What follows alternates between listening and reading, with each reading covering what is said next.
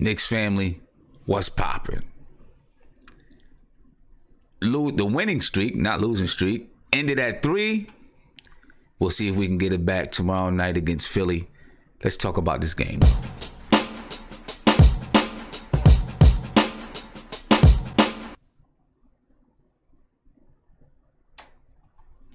What's poppin', family?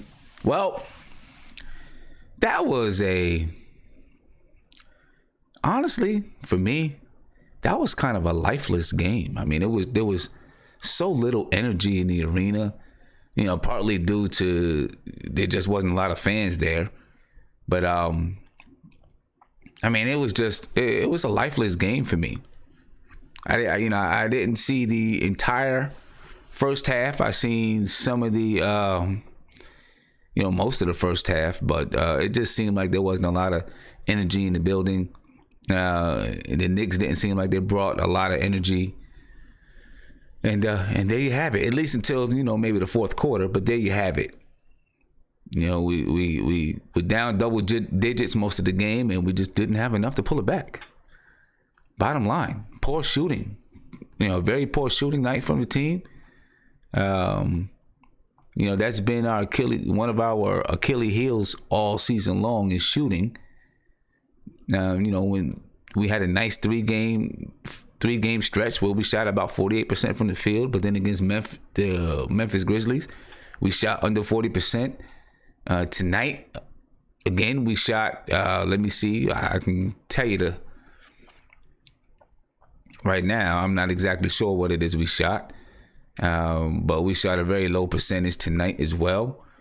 Probably, let me see, I can tell you right now, we shot 33.3% from the field tonight. And, I mean, that's just not going to get it on most nights in the NBA. We got Viv in the video chat. I'm pretty sure some more people will come on into the video chat and talk about this game tonight and prepare us for tomorrow's game. One thing that I really seen is that the Pistons, they were just living at the rim. Their guards were just living at the rim tonight. You know what I mean? And it was bad. Ish Smith was killing us in the paint.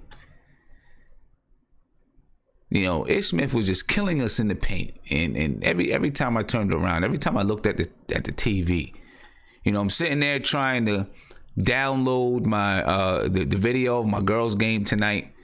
So I'm downloading it and getting it ready to watch tomorrow so we can go over the film and break down all of our mistakes. And then every time I turn around and look up at the TV, Ish Smith is in the paint, making it hard for the Knicks. I guess it is what it is for tonight. I can live with it. We had a 3-game win streak. I can live with it. We'll see if we can get ourselves back on point tomorrow. Right? That's what's going to happen when when you play in the NBA, you're going to lose. We had a win streak. Now we lost. Now let's see if we can get it back together. We'll see. You know what I mean? Motivated by Success said, Ish Smith gets in the paint against every team, Sam. He's the fastest player in the league. Yeah, that's true. But, there's ways that we can help. He doesn't have to be right at the rim every time I turn around, right at the rim. There's ways that we can help. But, hey, we took an L tonight. We'll see if we can get it back tomorrow night. There's going to be a tough game, of course, tomorrow night against the Philadelphia 76ers. But let's look at tonight's game. We got Viv in the video chat, so we'll go ahead. We'll talk to Viv for a minute, get Viv's little breakdown of the game, and then we'll recap it. Viv, what do you think, man? Yes, Sim, you hit it right in the nail. I thought it was a very lifeless game, in my opinion. It just was very boring after, for the first 2 to 3 quarters, honestly, because no one was hitting any shots for the Knicks, and you can kind of tell in their percentages. We hit less than 40% from the field, and unlike the games that we won last week, that ball movement stagnated, and right. We only had 16 assists with 13 turnovers, and that's not a good ratio. It's not going to help you win any games. So it seemed like Detroit sapped us out of any any offensive rhythm and energy. And like you said, the guards pretty much crushed us when they could. Reggie Jackson, who's not even known as like a great or above average point guard, like you mentioned in your pregame show. He had 21 points and he went to the line 7 times. Right. You had guys like Stanley Johnson, who are Stanley Johnson is it's fair to say he's underachieved for the most part in this in the league, and he had 21 points. He went to the line 8 times. Ish Smith is one of those guys who's been one of those like consummate pros in that level, and he he did his damage against us too, and we felt it. And obviously Blake Griffin, he's Blake Griffin in that level, so it's hard to control him. But I think a combination of those players also brought us into foul trouble very early on, and it pretty much took the life out of our team. It affected Mitchell Robinson, affected Vonleh, it impacted Hazonia, obviously. So we were just fouling them all the time. That just sapped us out of our rhythm. And a lot of players really didn't play well today. We can go on, but it was a tough game. Let me ask you: do you think, like we said, tonight's game didn't have a lot of life in it? Now, do you think it's a product? This was our 5th game in 8 nights, right? Tomorrow will be our 6th game in 9 nights. Let me see how many of those games we played. Portland at home, Boston in Boston, which is a hop, skip, and a jump away. We played the Pelicans at home. We played Memphis in Memphis. Then we traveled to Detroit. Now we travel to Philadelphia. I'm sure we'll be getting on the bus, on the plane, or whatever. On the plane, not the bus. Tonight, as soon as the guys are changed and traveling to Philly. Right, so you're talking 1, 2, 3, 4, 5 games. Like I said, in 1, 2, 3, 4, 5, 6, 7, 8 nights. Do you think that schedule has taken a toll? It's fair to say that. I could also see that at the same time. The last 3 games that we won, to be quite honest, it's fair to say that we kind of got a little bit lucky. The Memphis game, for example, we had a very rough offensive stretch, and somehow we had a good quarter and a half, and then we ended up, getting the lead. And I think, I think that's one product. Other products just being a very inconsistent team. That was happening regardless of whether we played in twice a week or whether we played 5 games in 8 nights. So, I think it's really more a model of inconsistency in the youth of our team, rather than maybe the stamina. But you're right in that one sense, in that the games, whether it's at home or on the road, they're going to take a toll on a team as young as us, and you kind of started to see it with some of our younger players. And I know you're probably going to go into it a little bit later on, but yeah. I think it has a little bit of a role. I don't know if it has a big role, but I can see it having a little bit of a role. Yeah, and I don't even know if it's, when we're talking about 5 games in 8 nights, if it's for the young guys, if it's even physical. A lot of it may just be mental, right? There's going to be some mental fatigue there. For you got 3 rookies getting primetime minutes for the Knicks, and Knox, Trier, but Trier had a great game. Mitchell Robinson, right? These guys are getting primetime minutes for the Knicks, and then of course they're playing those 5 games in 8 nights, and some of those games were close, emotional games. Oh yeah, right? Agreed. Memphis was a close, emotional type of game. Pelicans, right? All 3 of them, yeah. Right, all 3 of them in game. Even the Portland one, I think. Even the Portland one, right? Yeah. And coming off that Memphis game where there was a lot of, just a lot of physical play, high emotions, a rough, grinded out type of a game, it's natural, especially for rookies and young players, to have an emotional letdown. And and that's why I say the game was lifeless. And if they had an emotional letdown tonight, and they were still able to stay within striking distance, maybe now tomorrow night again, there is another back-to-back, so if they had an emotional letdown tonight, will they be able to gather those emotions and come into tomorrow night's game and bring it? We'll see. But these are learning lessons. I thought there was going to be a letdown in the game against the Celtics after they played so hard against the Trailblazers, and somehow they ended up winning that game. So I'm not going to count them out in that sense. This team they could really just have like one of those games tomorrow. But you're right in the sense I think the game is a lot more mental than it is physical, and I think you see it playing out. And I think what people fail to understand sometimes is that it's not always in the number of points you score. Like just because you score maybe 20, 22 points, right? That doesn't mean that the game's not wearing out on you. You can score easily sometimes, but it could be the other facets of the game that are you're wearing you down. So very true. You could have 22 points and all of a sudden your defense sucks, and then that's just as bad too, right? So for some players, I just think that when they struggle, they tend to they try to force, I guess, in a sense, what they're strong at, right? So most players are offensive minded, so when they struggle, they might they'll score like 15 points, or they'll do it at a much lower efficiency, or they'll do it at the cost of maybe defense or whatever, right? And some players, it's like, all right, I'm a better defender, so I'll play good defense, but my offense just tumbles. And we kind of seen both of that on this team. Yeah, I agree with you. I'm going to go ahead and get to this recap, all right? And, definitely going to come back to you, and I'm sure we'll get some people join into the video chat soon enough. And, when that happens, we'll talk to everybody then. I just want to go ahead and break down the game and the recap and what it looked like tonight. All right. The Knicks, for those who are just joining us, thank you. And if you like what you're seeing, go ahead and hit that like button, subscribe to the channel, hit the notification bell, get a notification anytime that I go live.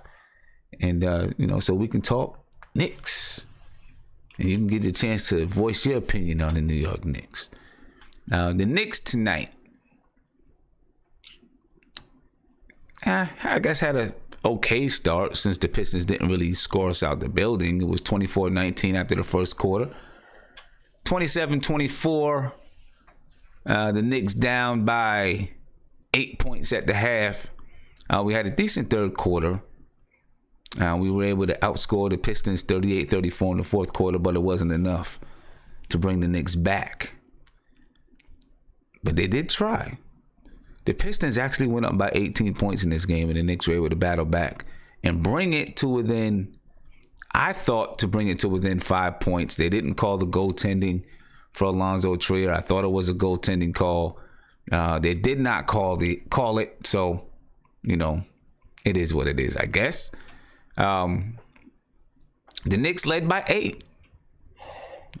Were unable to sustain it, though. From the field, the Knicks shot 39.6% from the field, 33.3% from three. They went to the line 32 times, made 27 for 84.4%. The Pistons shot 47.5% from the field, 29% from three. They went to the line 45 times. I think that tells you what you need to know about this game. The refs were calling. They weren't going to let this game get too crazy or too physical. They were calling it. And maybe that's why it seemed like such a lifeless game, Viv, because all in all, between the Pistons and the Knicks, they went to the line 77 times. That's a lot. That's a lot. The Pistons went to the line 45 times tonight. They made 32 free throws. They made as many free throws as the Knicks shot. And the Knicks shot 32 of them. And that's still a good number. The Knicks out-rebounded the Pistons 50-48. We had only 16 assists tonight. 20 assists for the Pistons. The Knicks had 5 steals. 5 steals for the Pistons. 5 blocks for the Knicks. 7 blocks for the Pistons. And they each had 13 turnovers apiece. But I'm still kind of shocked by the number of free throws that each team took, especially the Pistons at 45. I mean, the rest was slowing the game down. You know what I mean? And that could be a reason that we've seen, there was so many, that the game seemed lifeless, Yeah, Definitely. Yeah, it could be. Because, you usually don't see that many fouls in the game. But, hey, that's what happened tonight. Looking at the box score. Take a look at these box scores here. The Knicks, it just wasn't pretty offensively. We couldn't buy a shot. 33.3% from the field. Mario Hezonja, 15 minutes, 5 points, 1 rebound, 1 assist, 1 turnover, 1 steal. We got to find a way to get Mario in the groove. Noah Vonleh, 6 points, 7 rebounds. Kanter, 16 points, 14 rebounds. Tim Hardaway Jr., another off night, 33.3% from the field. Played 30 minutes, had 19 points, 6 rebounds, 3 assists. And Emmanuel Mudiay started off the game pretty slow. He did heat up at one point, made a few shots maybe in that second quarter. He was 30.8% from the field, 9 points, 2 rebounds, 2 assists, 2 turnovers. Frank Ntilikina played 14 minutes, no points, 1 turnover. Matter of fact, Frank had nothing. No points, no rebounds, no assists, no steals, 1 turnover. Trey Burke played only 15 minutes, had 6 points, 1 rebound, no assists. Mitchell Robinson fouled out with 2 points and 5 rebounds. Alonzo Trier, 24 points, 10 rebounds, and 7 assists. Obviously one of the better games of the season for Alonzo Trier, and he's had some good games. Had a near triple-double. Kevin Knox, 15 minutes, 4 points, 3 rebounds, no assists. Damian Dotson, there was a Damian Dotson sighting tonight. Back in the rotation, 17 points, 1 rebound. 6 for 8 from the field, 75% field goal percentage. And, Damian Dotson, look, a lot of people was calling for Mario Hezonja to be taken out of the starting lineup. Hey, we were in the midst of winning, playing well. So I didn't see any reason to make a change. I'm not sure if I see a reason to make a change now yet. You may want to just stick with it, see if maybe this was just one of those nights and then see what happens later on. But, Dotson is definitely waiting in the wings to take that starting spot back. So Mario Hezonja better get with it soon, because Dotson is waiting in the wings. You know what I mean? He's waiting in the wings. Dotson, his confidence is high. We got a lot of guys whose confidence is high. We got a couple whose confidence is low. Kevin Knox, his confidence is low right now. Frank Ntilikina, is it low? I don't know. I'm not sure if his confidence is low or not. It is what it is. This is where he is right now, I think. Alonzo Trier always has confidence. Damian Dotson is confident. Emmanuel Mudiay's confidence is soaring. You know what I mean? And I attribute that to David Fizdale, instilling confidence in these guys. I believe that he is. But that's the recap of the game, ladies and gentlemen. Well, actually, one second. Let's take a look at the Pistons stats. Glenn Robinson III basically did nothing. 11 minutes, 1 point, 1 rebound. Blake Griffin, 30 points, 4 rebounds, 5 assists, 2 turnovers. Andre Drummond had a slow night for him.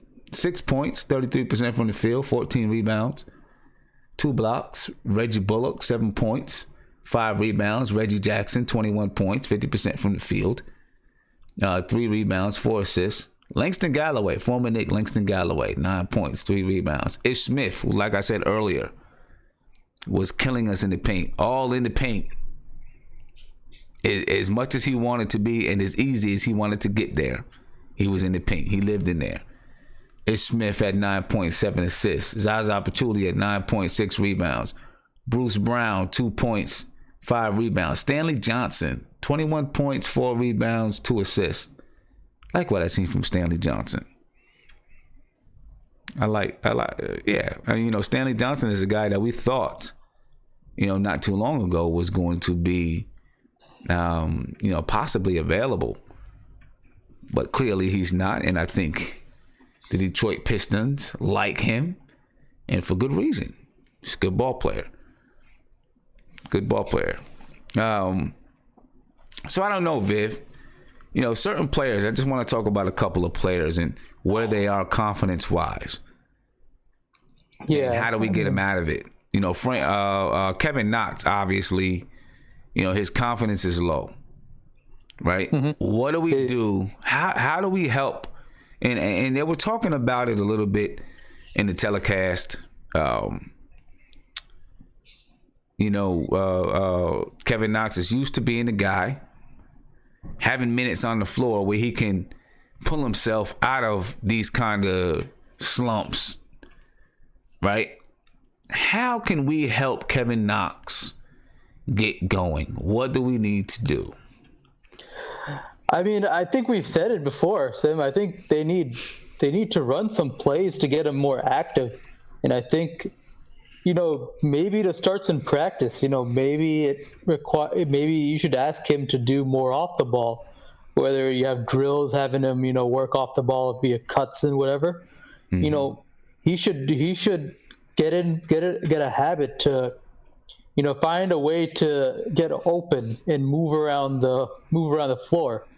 A lot of times what we've seen is that, he just wanders off around the perimeter, and that's not, by the way, it's not just him. It's a lot of players, whether it's by design or whether it's by personality or whatever.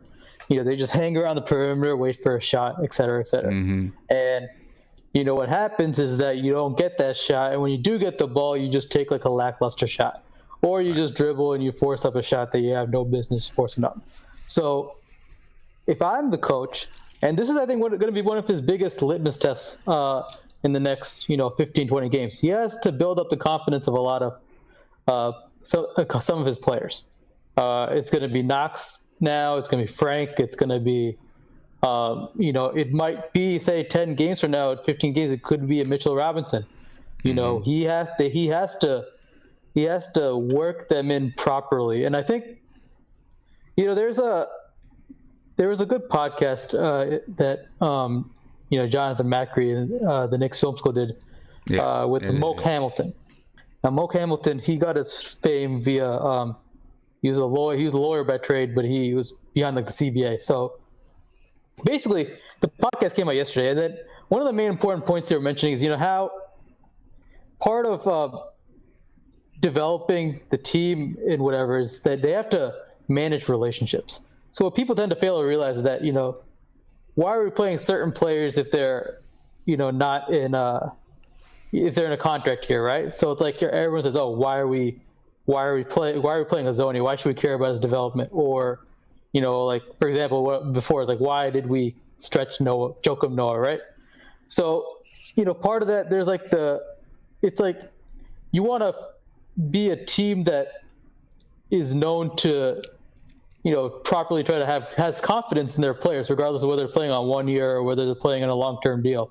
And part of it's also developing a better relationship between, the players and the agents or whatever. So I feel that it's important for Fizz to build up the confidence of not just the rookies, but also the other players that are even on here on a 1 year contract. Yeah. So the problem is that we have a lot of players on our team that they've had nights where they're like, oh, wow, this guy should play. And we have a lot of players that are in that position that, they're inconsistent. It's the best way to say it. They'll have games that wow you, and then all of a sudden they have games where they don't do anything.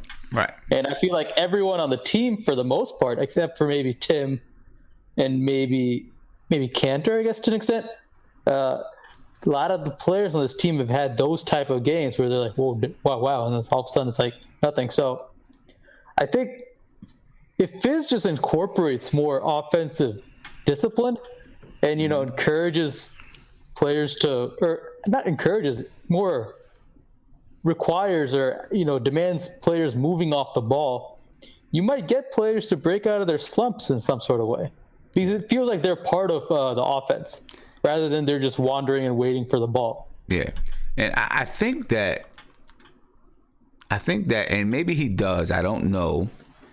But I think for someone like Knox, man, I think they should give him some goals, right? Give him some goals to reach each game. Have some, have a one of the assistant coaches who kind of, sticks with him and really pays attention to what he's doing, and just and gives him some goals. Tells him your goal today is to get 8 rebounds and maybe 2 loose balls, or something like that. Give that man some goals. And I'm not saying shooting goals. The reason why I'm not saying shooting goals is because if you want to bring out the energy in a player, in my opinion, right, you want to bring out the energy, you want to bring out the aggressiveness. You want to give them goals that force them to be, to play with energy and intensity. And what kind of things force a player to do that? Getting rebounds, getting loose balls, getting steals, tying players up, so give him some goals to do those things. And I think the offensive side, it'll find itself, but he just has to get involved. I know when my daughter first started playing basketball, she didn't even get involved in any plays that were on the floor, right? Because she was just nervous. She didn't know, she didn't know the game. She didn't know what to do. She didn't know where to be. So I said, listen, just get involved. That's it. Go in there, get your body bumped around, try to grab rebounds, be involved in every play that's on the floor. If you're near that play, be involved. Just be involved, right? And everything else will start to come. I did, and I think with Kevin Knox, that's it. Just tell him, go out there and be involved, and give him some goals that make him be involved, and then come back to him and say, Did you meet these goals tonight? And follow up with them throughout the game. Okay, you got 5 rebounds, you need 3 more. You got 2 steals. We said you was gonna get 3. You need 1 more steal. Keep them focused. You got to do something to keep them focused. Guillermo, what's up, man? What's going on with you? Tell me what you're seeing in the game, and what do we do to get Kevin Knox focused? Can't hear you, man. I can't hear you. Yo, can you hear me now? Yep. This is one of the worst officiated games. I'm not trying to make excuses. I'm the last person to make excuses. We got guys in this team that get into foul trouble, but it was so hard to kind of observe these guys in the second half.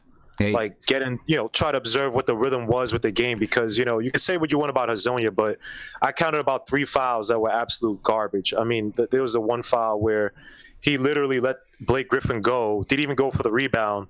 Blake Griffin put it back up, missed it, and he was called for the foul. So I'm the last person trying to call on the rest, but this is so hard. But what you guys are talking about, and this is why I laugh when people go with trends, right? The whole trend is positionless basketball. But Guillermo? When you want a guy, to kind of mold into, like a guy like Kevin Knox, right? You don't tell Kevin Knox, hey, just go out and ball, right? You give him set plays. And I think that with this team, it actually work if we go to positioned basketball, because you have a bunch of guys who mimic each other. Kevin Knox, Hezonja are kind of in the same position, so they should be playing the same way, right? If we have a system. Kevin Knox, like how you play at Kentucky, needs to come around picks, needs to come around curls to get him easy shots, especially in the mid-range. Now, I love what Fizdale's doing with Moutier. Moutier's being a little bit more aggressive, shooting off the dribble, shooting an open shot, pushing the tempo. The guys are kind of sagging off of him, things like that. So I agree with you 100%. On defense, we need that. But let me say one thing about defense. This is how weird the team is, right? Our best defensive player is not vocal. Right, when you look at all the good defensive teams, Sim, look at how the Celtics play. Their most vocal guy, and on those years, it wasn't Ray Allen, it was Rondo and Tony Allen and James Posey, their best defensive players. And they were the guys, they were saying, hey, go to this spot. They were communicating. Our best defensive player, Frank Ntilikina, doesn't do that. So he plays good individual defense, but he doesn't have that bravado. Be like, hey, go here, switch here, or go on that guy, or get back. He's not vocal enough. And our most vocal guy in Tim Hardaway he's not the best defensive player. So I think what Fizdale needs to do is that I need to see him harp on the guys. Like, he needs to scream out. I don't know if it's illegal in the NBA to kind of scream out where guys are, where they should be. But he either needs to have a floor general, he needs to acquire a vet who can do that, you know, an Avery Bradley type. I'm just saying the type, I'm not saying the type of name. But he needs somebody to go out there and kind of direct these guys, to be the commander when he's on the court. And with the offense, it was just so hard today. What was what, man? It was so bad. But I agree with you. I think that we should have position basketball. Guys who are the three need to come around curls. Guys who are point guard need to push the tempo and don't allow the defense to rest. Things like that. And that, when you get guys into a rhythm, when you guys get guys to a system, they build up confidence, and then you allow them to kind of branch out their game. Yeah. And you know, to back up your point about the fouls, combined, the Knicks and the Pistons shot 77 free throws tonight. The Pistons shot 45. How much did the Pistons shoot? They shot 45 free throws tonight. So we shot, what, 30? We shot 32. I don't know. It just looked bad. Sim, every time Blake Griffin was down there, foul. And I'm looking, and I'm like, all right, they're giving him leeway to play, and they're still calling fouls. But I just thought it was a bad game. So I'm not panicking over what Fizdale did tonight. I like some things I saw with Moutier being aggressive in the second half. I like what I saw from Dotson. I don't know why they don't play him enough. But yeah, but remember, Sim, the last 3 games, we came back with defense. Like you said, right, getting the steals, closing the passing lane. So, I don't know. Yeah, well, I mean, you know, we'll see. We'll see if we're able to respond. And I got my man here. We can't really see who he is. He got his back turned to us. But I'm gonna get to Rob. That's kind of scary, man. I'm gonna get to Rob the Nick. Rob the Nick, what's poppin', man? Yo, this is not scary, man. Yo, do it the bottom. Rob, yo, what's up with you, man? It's hard. You're breaking up on us, bro. You're breaking up on us. Yeah, maybe. Okay, I got. Yeah, there you go. Hold the mic up. Okay. And oh, it's still breaking up. Still hard to hear you. Maybe the reception is bad. Okay. All right. Try one more time.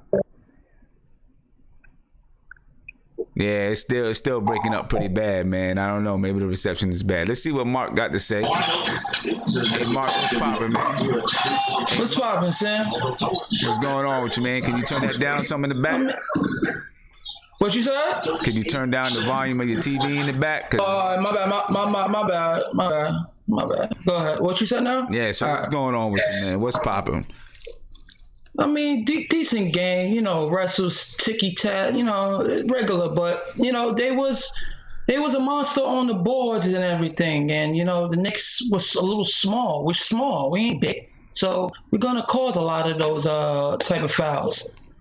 But, you know, I hear y'all talking about Kevin Knox and whatnot. Bro, if y'all don't think Fizz is, you know, trying to give him confidence just like how he's giving everyone else, look at Moutier, look at Tread, just look at everybody else compared to Knox. Mike Breen was harping on it today. He just looks lost out there. He's just lost. That's just what it is. Like I said, in college, he wasn't their best player. It was the point guard, Shane Gilgeous. He was the one running the show. And he didn't have that type of aggressiveness that the coach wanted to have. The coach had to force him to be that way. And I think, like, you can't, when you're an NBA player and you come into the league, it's either you have it or you can see a little bit of it or you don't have it. And he just don't have it. He really don't have it, because there's plays where they would run for him, but he will pass up the ball. He will get the ball for him to start the offense. I've seen it plenty of times. And he will pass the ball back. And then he will just coast to the wing. He does it almost every time. And this other thing I said, he don't have to score, but he has to be active. If he sees the ball, if he sees the ball go up, he has to go and try to crash the basketball. Do something else besides scoring. I don't care if you don't score right now, but show me that you end the game, not out of the game. It's to a point, why are they even playing them and having Dotson on the bench? Dotson has to play if Mario and Kevin Knox don't produce, because I like to see players produce. This is what it's about. If you're going to produce, you have to play, period. And he just don't have that confidence yet. That's just what it is. Yeah. I don't know if I'm ready to say he just don't got it.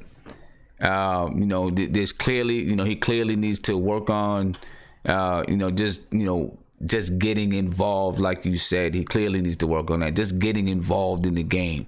The coaching staff has to work with him on it. You know what I mean? It can't. And maybe they are. I don't know. Maybe they are, and he just isn't doing it. I don't know. But I hope that they're giving him some goals, some things to strive for, and telling him to just be part of the game. You know what I mean? And there's another thing that I don't like, that when he goes to the basket, right? He adjusts too much. He adjusts. He don't have to adjust. He just adjusts for no reason. Yeah, like he goes to the basket and he never goes in and squares his shoulders to try to extend. Like, he doesn't extend. That's one thing he never does, is extend to the basket.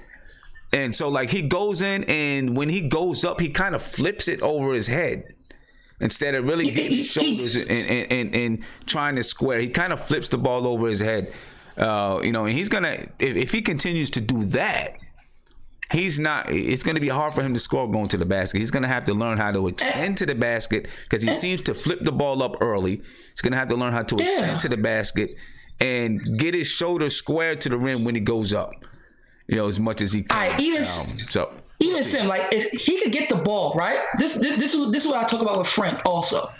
My biggest beef with both of them could make them effective, could make this team more effective and score a little better. He could just take the ball and just dribble to make himself a threat. He don't have to score, but just make sure that teams feel you, bro. Feel you, so we can get other shooters open. That's why it looks so clanky when we want to score, because no one else is really making themselves a threat other than on the wing. On the wing, it's Tim Hardaway and Trey and sometimes Moutier. If Kevin, you don't think Fizdale's watching this kid? You 6'9". I believe everybody, even from the coaching staff, is just drooling for this kid to just show some oomph in him. That's all I be waiting for. Just show me something. Just show me like you want to play. Just show me that. I'm not asking you to score 20 points. I'm not asking, but bro, I have to see you do something productive for your size. And at the wing position, Fizdale gives him so many chances to come on the court and do something, just show him something so you can say, okay, I have confidence. Fizdale can't have confidence into a player if he ain't going to show anything. It's just facts. Any coach is like that. He's not going to give you that time if you don't show him that you want to play or you want to be in the game. That's why when I watch Trey, he is so efficient. Sometimes I be thinking he be taking like 20 shots a game, but it's not like that. That kid is just pure aggressive. Well, I mean, and look, you're right. He's pure aggressive. Every player is not going to play that same aggressive style. Some players have a different style of game. That's something that I don't think everybody is always used to. But yeah, we do need to see some of that energy from Knox. But I also believe that we've got to get, we need Fizdale to help him out a little bit on the floor. We need a point guard that can, like Guillermo was saying, Frank isn't vocal enough, right? At least on the defensive side, right? Frank isn't vocal enough. We need a point guard that's going to call something strictly for Knox, and that's not afraid to do it. I feel like none of our point guards right now have fully just taken command of the offense. You know what I'm saying? And that's where we have an issue with someone like Kevin Knox, I feel, right now. Right? Because Kevin Knox is a rookie. He's a young guy. He's not going to command the ball. He's not going to say, give me the ball now. He's not going to do that. I think that, if we had, and we don't have that right now. So it is what it is. Right, we don't have it now, and we're not going to get it this season. It would help Knox if we had someone, and I hate to say,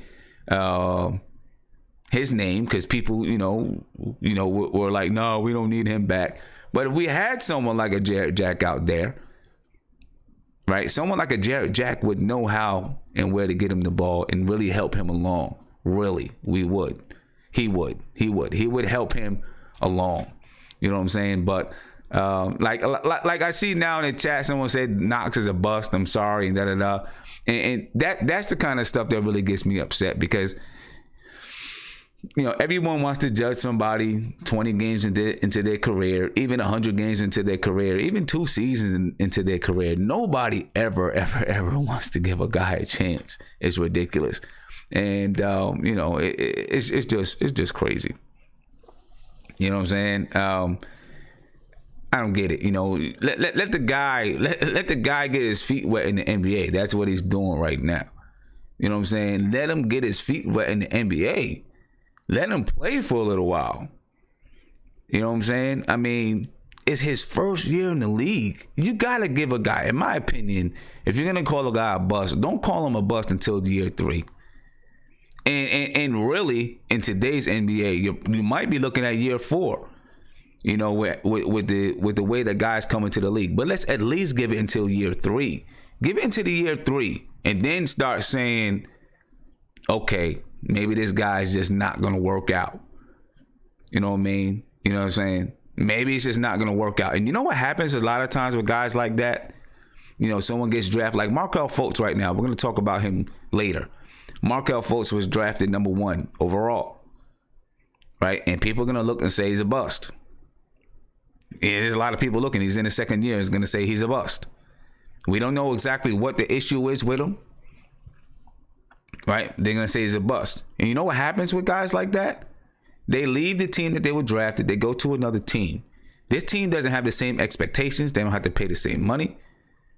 They didn't draft this guy number 1, number overall, number 2, 3, 4, 5, 6, 7, 8, 9. So now this person, free of expectation, can actually fit into a slot, and then they become a productive NBA player. It happens a lot. You know what I'm saying? A lot. So many times the team that drafts a player and they draft him at in a certain area, the expectations are there, and the team and the general managers and things, sometimes they're like, you know what, we drafted this guy number 9, so we expect this. He's not giving us that. So we're going to get rid of him. And instead of just realizing, okay, we drafted him 9, but maybe he fits here. And we still need to get someone, a starter for that position or whatever it is. Sometimes it happens like that, but you still need to fill your team out with players.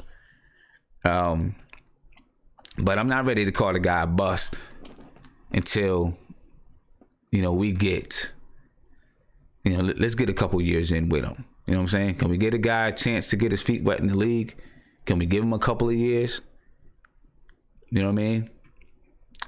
Quentin Brown, you said it doesn't take 3 years to see if a guy can play or not. I fully disagree with you. Right? Maybe back in the day, it didn't take 3 years because guys were coming in. You talk 10, 15 years ago, guys were coming in when they were juniors. So they had a different level of development. They had a different level of being taught the game in college. Today, guys go to college for 6 months and then come into the NBA, and you're going to tell me that they're a finished product already? Come on, man. 19 years old, played 6 months in college, and you're going to sit there and tell me that they don't need time to develop? They may not develop into the player that you want or expect them to be. Right? Calipari told us when we drafted him, well, he told fans, he told people, and you can go back and look at the article, you're going to have to give this guy 3 years. That's what he said. You're going to have to give him a couple years to play in the NBA, to be productive, to be the guy that you want him to be. It's just so many fans just can't do it. Caller, you're on live. So many fans just can't be patient. But calling you on live with nothing but Knicks, man. What's popping?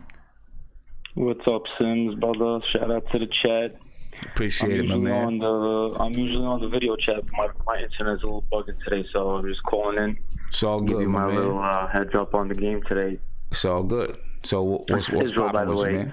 man? What's it called? Yeah, but I don't know. What are you guys talking about right now? Right now we were just talking about Kevin Knox. How do we get Kevin Knox in the flow of the game? You know, and I was just, you know, talking to some people who call him a bust already. But bro, Kevin Knox, I mean, coming out of the draft with Kevin Knox, everybody, you know, they said that, you know, he has a high ceiling, but it's going to take him a few years to actually get to that point where, you know, everybody wants him to be. So I'm not worried about Kevin Knox. I feel like, you know, he needs some work, and, you know, he's a few years away. This year is not going to be that year that everybody's going to think he's going to drop 20 points and 10 rebounds. But, you know, I think our biggest weakness is the point guard position, which has been for years. Obviously, that, you know, one day we got Moody playing great, and the next day we got Trey playing great, and, you know, Frank is up and down.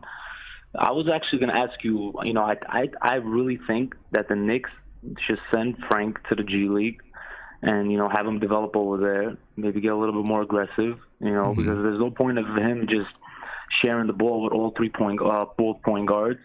Because, you know, at the end of the day, he comes in, he plays a little bit of defense, he doesn't score that much. You know, I feel like he should go to the G League and, you know, maybe he could turn him around a little bit. He's still young, man, you know, so he's like a sponge, you know. You gotta work with him, and I feel like in G League, that's the best place for him to go. Okay. And I mean, honestly, I'm going to tell you the truth. I don't think that going to the G League is going to change his mentality to the game. I don't think it's going to. I don't think. I understand what everyone says, and I understand the thinking behind Frank going to the G League. I just don't think it's going to change his mentality for the game. And I think that is I think that's the biggest the biggest issue with Frank's game is the mentality. I think if you send Frank down to the G League, he's gonna go to the G League, and guess what? He's gonna have 5 points, right? Or 7 points, because that is how he plays the basketball game. I think it's his mentality that has to change. If people want him to be aggressive, right? If people want him to score more points, get to the basket more, it's his mentality that needs to change. That's what I think. It's the mentality that he has to grow into. We don't even need him. We don't even need him to score like freaking 20 points, man. We just, like you said, we need him to be more aggressive. You know what I mean? On the offensive side, you know, defensive, obviously the kid has talent, but on the offensive side, you know what I mean? What is it that the coaching staff needs to do to actually get him in the game, and, you know, for him to be like, you know what, I'm gonna go out there and I'm gonna do my thing, and I'm gonna be aggressive. And, you know, I honestly, the first few games of the season when it just started, you saw him do that a little bit, but now again it's regressing again. You know, the coach is taking him out. He's playing him 10 minutes again. He played like 10 minutes, I think, today again. Right. I think it's the same thing with Knox. I think you got to give him some goals to reach each game, right? And challenge him to go out there and reach those goals. But one thing that David Fizdale said in the beginning of the season is that he was going to let Frank play his game. He wasn't going to try to force him to be something that maybe he is not. You know, the mental part of it, and that's what I think it is for Frank. I mean, I see him when he decides to go. He can get to where he wants. He can get to spots on the floor. He may not be, you know, totally efficient, but that will come with time, right? He can get to where he wants on the floor. He can get to the basket when he decides to go to the basket. He just doesn't always decide to do it because his habit is something different, right? His habit for the game is something different, and so that's why I think in the G League it wouldn't be any different. That's just my opinion. I don't think it would be any different until, you know, you gotta wait until, to me, you gotta, you know, Frank is 20. At 22, you know, maybe you start to see, you know, what Frank really is. In my opinion. What do you think about it? What do you think about if the Knicks try to trade him for Markelle Fultz, or you're not with that? Because I know you're a Frank fan, and, you know, I'm not nothing against Frank, man. That to me, that doesn't make. Well, we're going to get to that. But, you know, just to quickly answer the question, that doesn't make sense to me, And I don't think that Scott Perry would do that because the Knicks are in talent acquisition mode. I don't think so either. Right? So if you're talking about a player that is 100 games into his career and you're already giving up on him, and you're going to trade him for another player who was drafted number 1. Now this guy was drafted number 1 overall, and he's only averaging 8. He's only playing 22 minutes a game, averaging 8 points, 3 rebounds, and 3 assists. Right? I mean, right. Now this guy was number 1 overall, and he's still only 20 years old and needs time to grow into his position in the league. We're talking about the toughest position in the league when you're talking about point guards. Some people have it, some people 100%. Don't. You know what I'm saying? Some players are going to come in and have it. Some players are not going to come in and have it. Everyone has their own developmental scale, right? Their own road to development. That's what I just find it really funny, right? People say, "Oh, trade Frank for Fultz now," right? Number one, you know what I'm saying? The Knicks are trying to acquire young talent, and then sort it out later. So, what would be the purpose if you're gonna trade? If you're gonna trade for Fultz, trade a veteran for Fultz. You get what I'm saying? Right? Trade a vet. Yeah, I got you on that. Yeah. Trade a vet so that you're still acquiring young talent. But put Courtney Lee into that maybe. Yeah, something like that. Right? But instead, people are saying, trade one point guard that we don't want to develop for another point guard that the 76ers don't want to develop. I mean, you see, you get where I'm at. A point guard who's playing more minutes, right? I agree. And he's shooting 28% from 3. He's shooting like less than 40% from the field. So you're gonna trade one point guard that's doing the same thing for another point guard that's doing the exact same thing. I still feel like though Fultz has a better upside than Frank does, though. Besides the defensive end of the game, I feel like he has a high. Listen, he was killing it in college, man. That's the reason why. That's the reason why, because we've seen him killing it in college, but when it comes down to it, they're doing about the same thing on the NBA level, in the same amount of minutes. I agree. So I mean, who knows? Who knows? Now he's playing on a better team, so you also have to. That's part of the equation too, because you also got Ben Simmons in there. But you know what? Still, even so, right?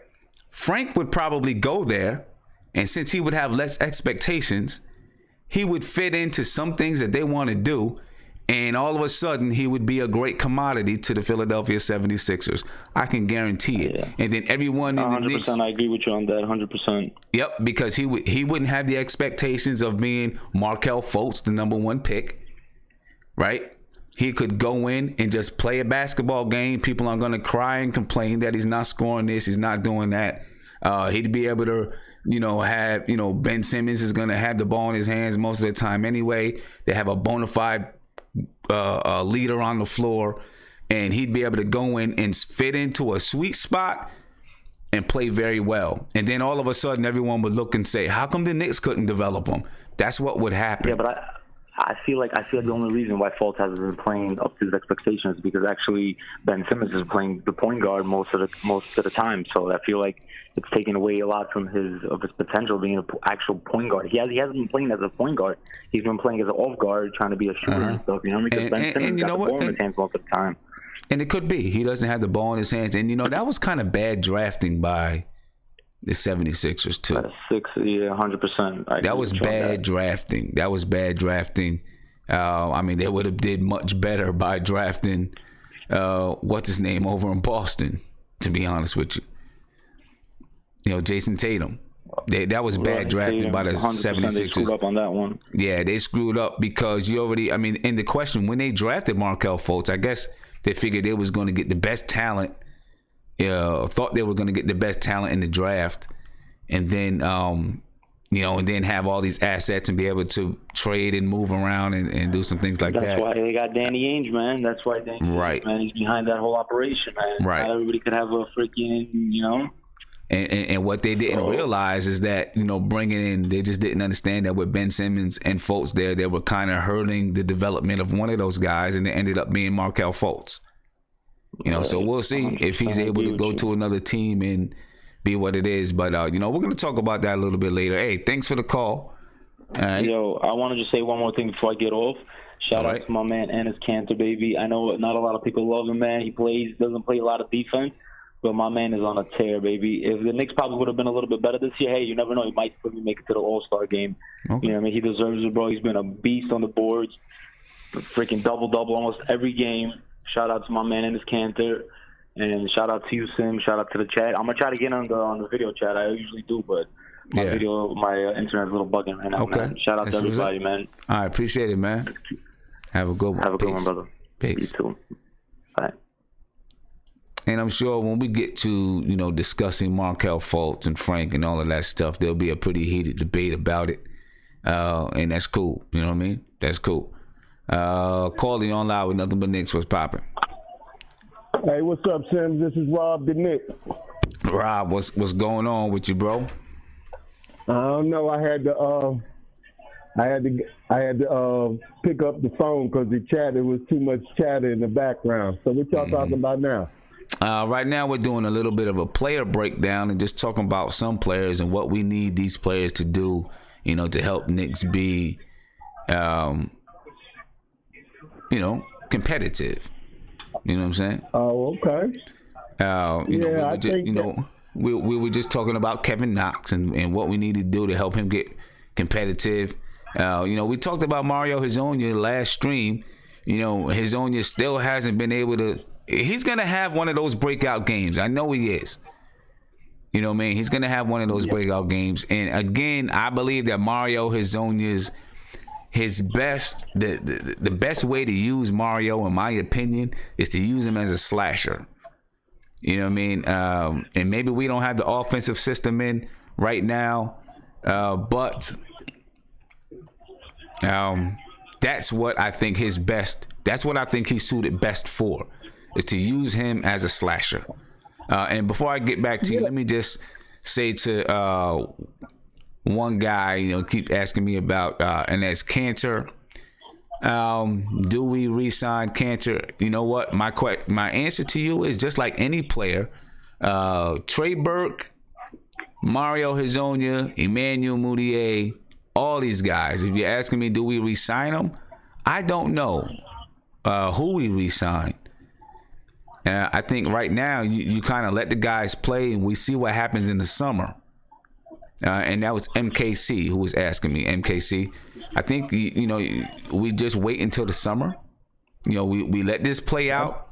We got to see what some of these guys look like when KP comes back, and then make a decision when we get into the summer. We'll look at what free agents may come here, what free agents that we might sign, and then see what other players are going to fit around those free agents and KP and whatever, what have you. I don't think we make any decisions about who we're going to sign now. You know what I mean? But go ahead. I'm sorry to cut you off. Yeah, I think that as far as like Knox is concerned, you said something that made sense.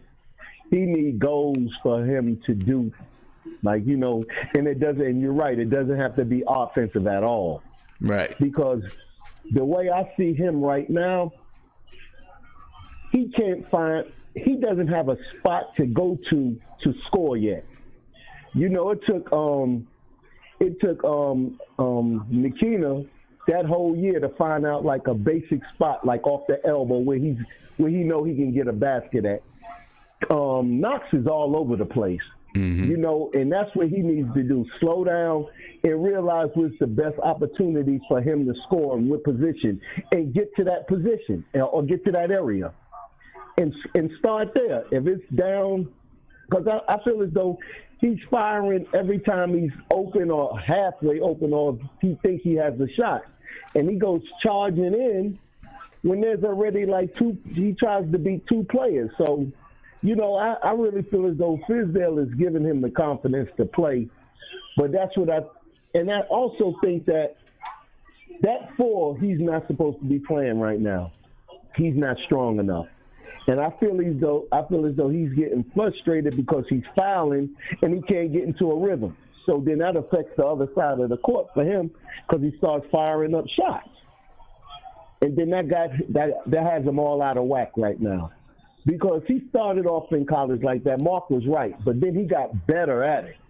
Mm-hmm. So, as far as like right now that, he needs more time, just point blank. That's it. He needs more time. I thought that injury was going to help him with his ankle, but it looked like he just was so ready to get back that he really didn't really look and see what's really going on out there on that floor, because it seems like sometimes he just doesn't have a clue, but the talent is there. So, you just got to work with him, whatever it takes with him. Even if you have to sit him down and just let him know why, because a friend of mine up in the city told me from some people that he know at the Garden that Fizdale tells these players just like this here, I'm going to give you an opportunity to show what you have. Mm-hmm. It may be with the Knicks or it may not be.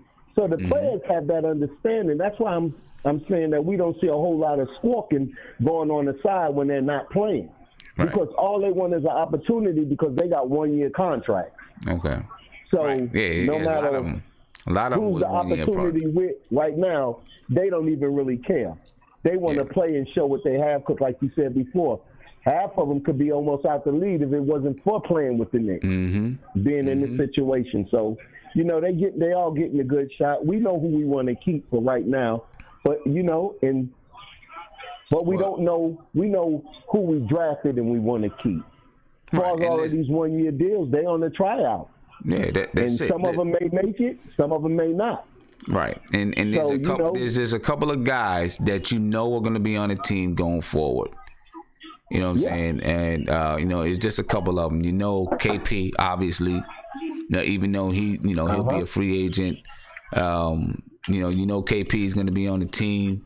We know Kevin Knox is going to be on the team. Tim Hardaway is going to be on the team. Right? And listen, I don't care what nobody says. As much as I might get on Tim Hardaway or whatever, the Knicks ain't trading Tim Hardaway. It's not happening. I don't believe it. At least not right now, because that's Mills' boy. Dude, I don't Mills even think. the one who brought him back. Yeah, I don't even think they're gonna trade. I don't even think that they're going to trade at the deadline, unless something super duper comes along. They're not trading Tim Hardaway Jr. Yeah. My opinion. All right. Let me see and who my else. Opinion is this here. They shouldn't. Right now, they shouldn't. What he got? He got right now, 2 more years left on his deal. Tim Hardaway's got 2 more years and a player option. Right, so he's got this year 18 and 19. Then he's got 19-20 at $18,150,000, and then he's got 2020-21. That's a player option. All right.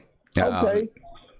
So he's not really like with the TV deal because the salary cap is about to go up again. So with the money that he's getting right now, it's not really no hard money from what's about to happen because the money is getting ready to go up. So if he's getting 18, Tim Hardaway 25 a game. Today he had 19, 6, 3 steals, and 4 assists. So he didn't shoot too well. But now he's doing other things. It's not just like 19 points, no rebounds, no assists. He's doing other things on the floor, we can work with that right now because at the end of the day, it looks like that's going to be Trey's job anyway. Yeah, we'll see. We'll see. He's not going anywhere. He's on the books till 2020-21 unless he decides to opt out after next year. Then you also got Mitchell Robinson. He's on the books until he's only like $1 million a year, $1.6 million a year. He's on the books until 21-22. With a team option in 21-22. Frank Ntilikina is on the books until 2021-22, but there's a team option in 2020-21. Kevin Knox is on the books until 2023, but there's a team option in 2020-21, so you know who's going to be on the team next year for the most part, unless a trade happens. Yeah. Right? Players like Enes Kanter, right now, Courtney Lee and Lance Thomas, unless a trade happens, they're signed through next year. Mario Hezonja, Ron Baker, Emmanuel Mudiay, Trey Burke, Noah Vonleh, Luke Cornett, all these guys are on one-year deals. Emmanuel Mudiay has a qualifying offer. Him and KP both have qualifying offers next year. So, in the summer for 2019, 2020. So, So like really with Knox, there's really no rush. There's really no rush. There's not. We can give him a little bit of time, bring him along slow, explain it to him, because there's no rush for him. He's going to be here. It's not. His game is going to get a lot better when KP comes anyway, because he's going to have more space. Yeah. He's not. We're just a group of impatient fans. Hey, Rob, man. I think you're still in the group chat. I think you're still in the chat, actually. I am. I had to get over here first to get my points across, and I'm getting ready to go back to the group now. All right, cool. It was all the chat in the background. I'm getting ready to go right back to the group now. All right. Well, I'm about to get on to another call, man, and see who else is calling in. And all right. All right. All right. Peace. Peace to the chat. All right. All right. Isaiah is calling in. Let's see what Isaiah got. Isaiah, you on live.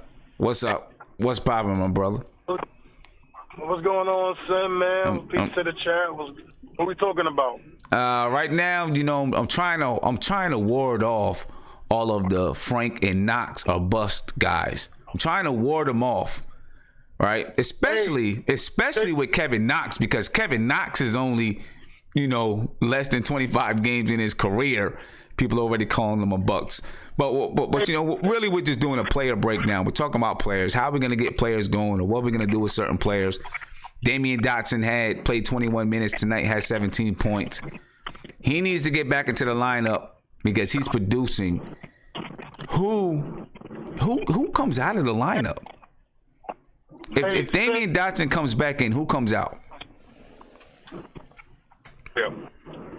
Isaiah, can you hear me? Wait, hold on. So you breaking up, bro. Hold on 1 second, sir. Well, you can hear me now? Yeah, so let me ask you, and I'm asking the chat as well. Damian Dotson comes back into the lineup. Who goes out? Who goes out that Mario. lineup? Mario? Yeah. Maybe. Can I ask you a question? Yeah. So, if I start a new job, right? I don't know nothing about the job, and I work there for a month. Are you going to get mad at me if I don't know anything? Well, of course not. We're teaching you how to play. We're teaching you the job. So if I'm in a new job and I'm just a month into it, you wouldn't be mad at me because I don't know anything about my job, right? Unless you just messed up royally. Yeah. So my thing is with people is Kevin Knox is 19. I promise. Man, people are just so here and now that they don't even realize. They think Kobe was Kobe when he came into the league. Mm-hmm. They think Tracy McGrady came out scoring 30 points a game, or Vince Carter came out scoring like these. These people would be so angry if they had to wait. They would really be mad at Victor Oladipo, and they would be mad. He is now. They'll be mad at Giannis Antetokounmpo for averaging 8 points his rookie year because they couldn't wait because he has to score 18 points a game, 20 points a game. People would be really angry if they had to wait. I don't understand it sometimes with people with development. I don't understand what people don't understand about development and patience. This is the one issue we've had. We literally trade. I don't understand people when we literally trade our picks. We trade players before they become good. Then win championships. Yeah, and Childhood Time Machine, he's actually talking about Kevin Knox. He's not talking about Frank. He's talking about Kevin Knox.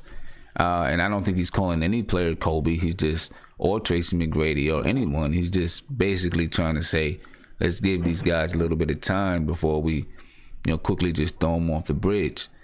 You know what I'm saying? I mean, it what just did Kobe is what average it his is. first year? Like 10 points a game? I mean, I'm not even sure, but it's just I ridiculous when think. it's funny when they say a bust. How? I don't understand that. It's 20. He's not even 20 games deep into the NBA. That is really. And if people keep thinking like this, we're never going to win the championship. We are never going to win the championship. Well, I'm gonna just be playing out of some. Well, fans can think like that all they want. I guess it's up to, as long as Scott Perry and Steve Mills understand that it takes some time for these players to become whatever it is that they're going to be. Then we're good. And I do want to, let me see. Let me respond to this real quick. Someone just said, Childhood Time Machine said, why is any criticism of Frank or Knox always taken as hate, though? I don't think anybody said, I don't, every player is going to get criticized. Frank's going to get criticized. Knox is going to get criticized. Hardaway is going to get criticized. Trey Burke, Alonzo Trier, everyone is going to get criticized. There's going to be constructive criticism. I know what I feel the weaknesses of Frank are. All right? I know what I feel the weaknesses of Knox are. I don't think anyone is taking it as hate. I take it as hate when you say Kevin Knox is a bust. I consider that to be hate because the kid is less than 25 games into his career. That's what I'm talking about. You know what I'm saying? I'm saying, why does he have to be a bust? If people are saying Kevin Knox needs to be, I've said it already. He needs to get into the game. He needs to be part of the game. He doesn't even have to score. Just be active. Go get rebounds. Try to get steals. Get loose balls. That's constructive criticism. And I agree with you. Even if I don't agree with you, that's constructive criticism. So I don't think anyone said that's hate. What's hate is when you call somebody a bust after they've played just 25 games into their career. That's hate. When you say somebody's a bust after they played less than 25 games in their career, the Knicks are what right now? That's ridiculous. I mean, Kevin Knox missed 2 weeks, right? So he didn't even play all the games that we have on our schedule already. Right now, the Knicks are 7-15. So we're 6-15. 6-15? 7-15. 7-15. So we played 22 games into the season. Kevin Knox hasn't even played those 22 games. He missed a good number of games. So Kevin Knox is less than 20 games into his career, and people already say he's a bust. That's hate. That is what you call hate. When you say somebody is already a bust, less than 22 games in their career. That's what I'm talking about. You know what I'm saying? That's what I'm talking about. Right? I mean, it just is what it is. It just is what it is. You know what I'm saying? In the beginning of the season, one minute in the beginning of the season, you know what I'm saying? People, including myself, thought that maybe Moutier was out of the rotation, right? All I ever said is I think he's out because of this, and this. But I hope that his career goes well. Other people just straight up called him a bust. You don't know how people are going to develop. Chauncey Billups, for the first few years of his career, perfect example. People called him a bust. He ended up being a championship level point guard. MVP of the finals.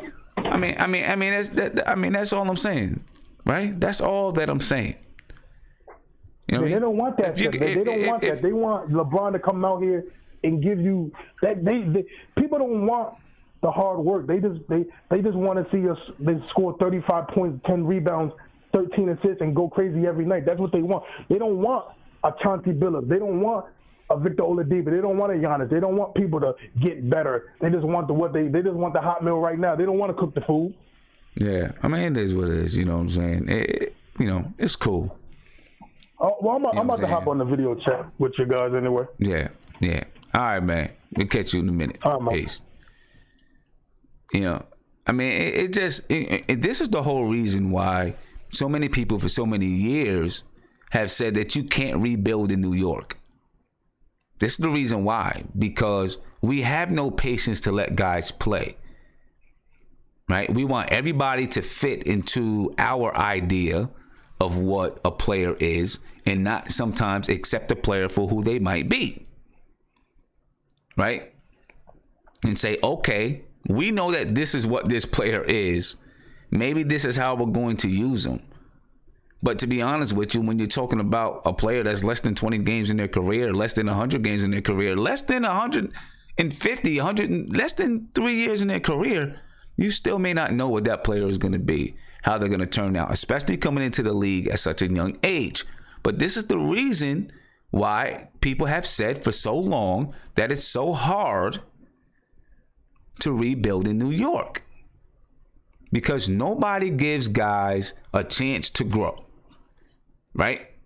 Nobody gives guys a chance to grow and be who they are. It is perfectly fine to give constructive criticism. Perfectly fine. We are supposed to give guys constructive criticism. And everyone's going to have players that they like and dislike. But I just consider it hate when you just automatically straight up just say this player is a bust. That's what I call hate. And then when that player does do well, you don't even want to give a player credit. Look, I harp on Tim Hardaway a lot.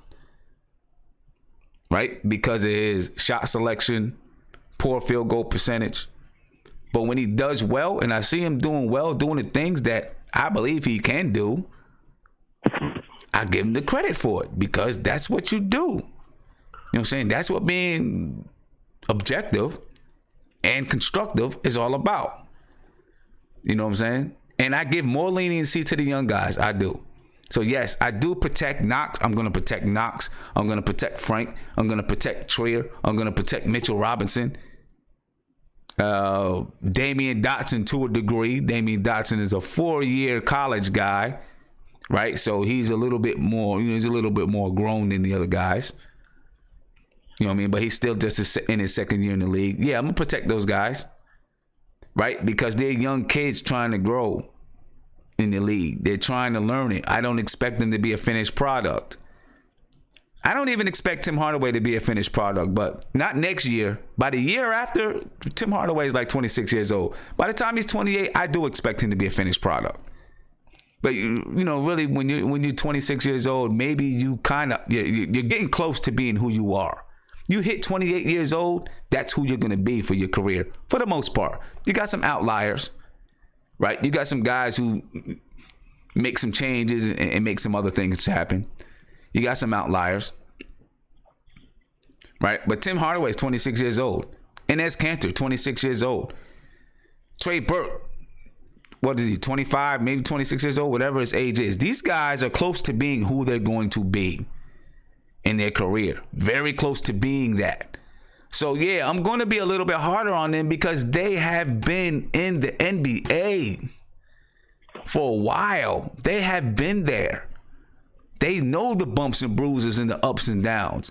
They've been there. These young guys are just learning. They're just learning about the NBA. So, yeah, you do got to give them a chance. You know what I'm saying? You got to give them a chance. So, I give them more leniency. If I was their coach, I wouldn't be giving them leniency as far as the structure of practices and all those type of things. I'm talking about time to develop. That's what I'm saying.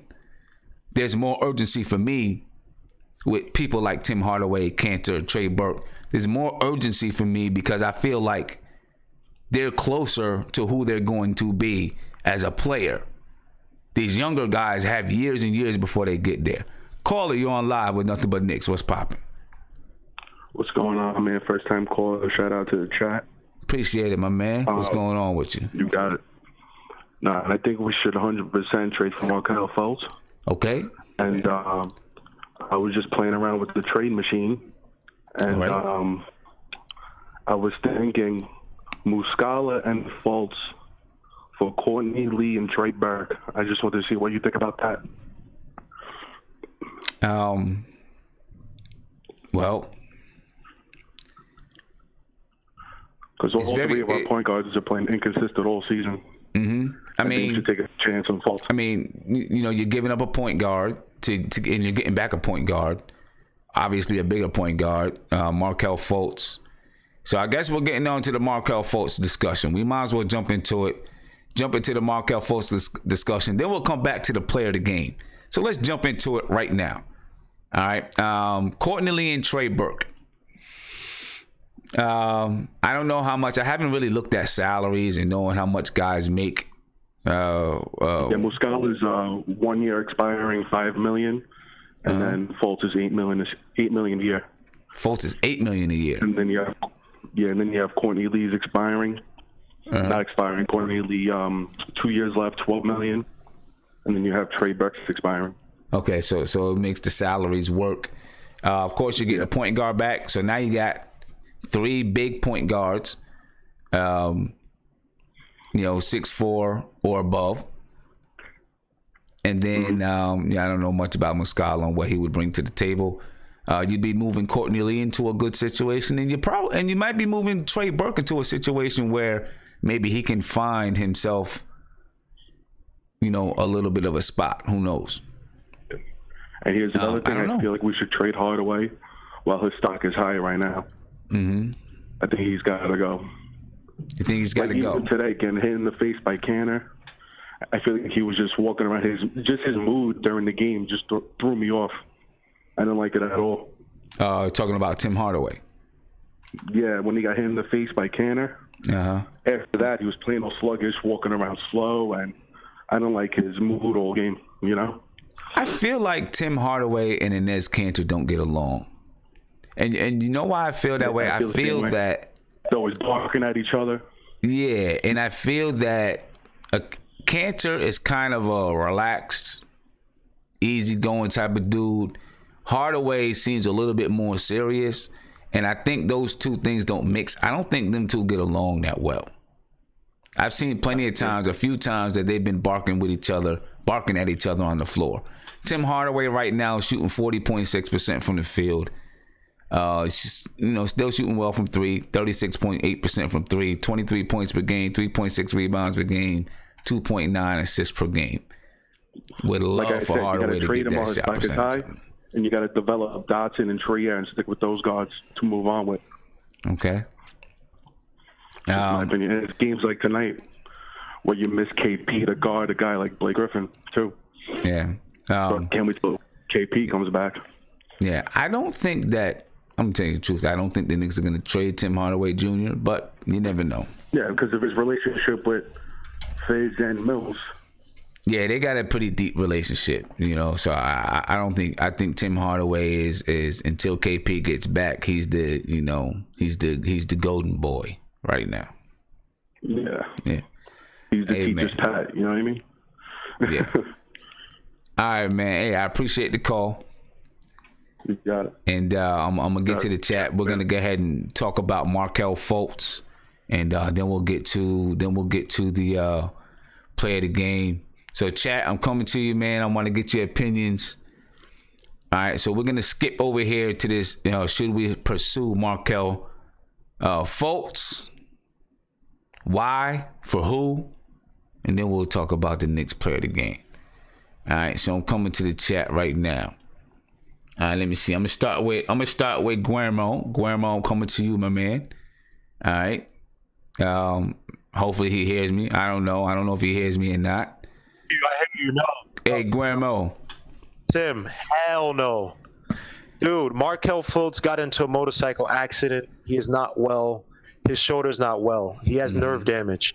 You don't know how nerves are tricky thing. It can heal by tomorrow. It can heal by 2 months, 2 years, 10 years. Never. You never know with nerve damages, man. I'm not saying he's at Jay Williams' position, but the dude is not well. And I think that his agent is being selfish because, remember, you can get cut for like extreme accidents or from like recreational things that you're not approved, right? Like snowmobile, all that shit. Excuse my language, all that type of stuff. And I think that the team knows, but they don't want to kind of release it. They maybe want to try to trade him off, and the agent's being selfish because like I don't want to root him up for my client. I want to make money. So no, I do not want to trade for Markelle Fultz, Sim. The guy's not healthy. And now he's developing, I think he's developing mental problems because it's like he's probably depressed. He has a secret that's kind of holding back his career, and he's not the same, and he looks embarrassing. So definitely not. Yeah, and when I did my pregame show, I talked about Markelle Fultz. And, if we can get him for, either players that we don't expect to have going forward. I'm definitely not moving any young players. But like you're saying, we don't know what all of the issues are surrounding Markelle Fultz, right? Maybe it's just like Siobhan Robinson, thank you for the super chat, said he believes that, having Ben Simmons on the team hurt Markelle Fultz's development. That could be. That's not the issue. But we don't know. We don't know what's happening and what's going on, because if it's just developmental, right? Why do the 76ers want to move on from him so bad if it's just developmental? Because he has an injury the 76ers have a shady organization, man. Mm-hmm. Brian Colangelo come on, that whole mess was pathetic. And I think Elton Brand, he just got there, so I'm not trying to put much blame on him. But they have some shadiness, man. Go watch his college film. Mm-hmm. I've never seen him do this juggling thing in the air. He tried to shoot a three some games ago. It looked so bad. There was no form to it. There's no flick to it. He was just trying to just get the ball near the basket. It looked almost as bad as Joakim Noah shot, like in the way he tried to shoot it. Go watch his college. He had a nice form. He is not well, and the 76ers are trying to fleece somebody. Think about this. Your number one draft pick, Michael Olowokandi from the Clippers, have more leeway and more time to develop than Markelle Fultz. And it's not because of Ben Simmons or whatever, blah, blah, blah. Because if you have two good guys like that, you try to make them work. You try to find ways to get two high picks to work together. The dude is not well. Come on, Sim, what is this? To shoot the foul? I've never seen that in my life. And he never did that in his life. He's not well. The 76ers are shitty. Yeah. And I would trade. And one more thing, if we were talking about trading Burke for Markelle Fultz, I'll trade Burke to a contender and get a second round pick or another young Vonleh type of guy who would give us some production, even a Moutier type of guy, man. So not Mark. I don't know. Okay. All right. Very good points there. And he makes $8 million a year. Shout out to Chester for the super chat. $8 million a year guaranteed. Markelle Fultz. Because he was the number one pick, obviously.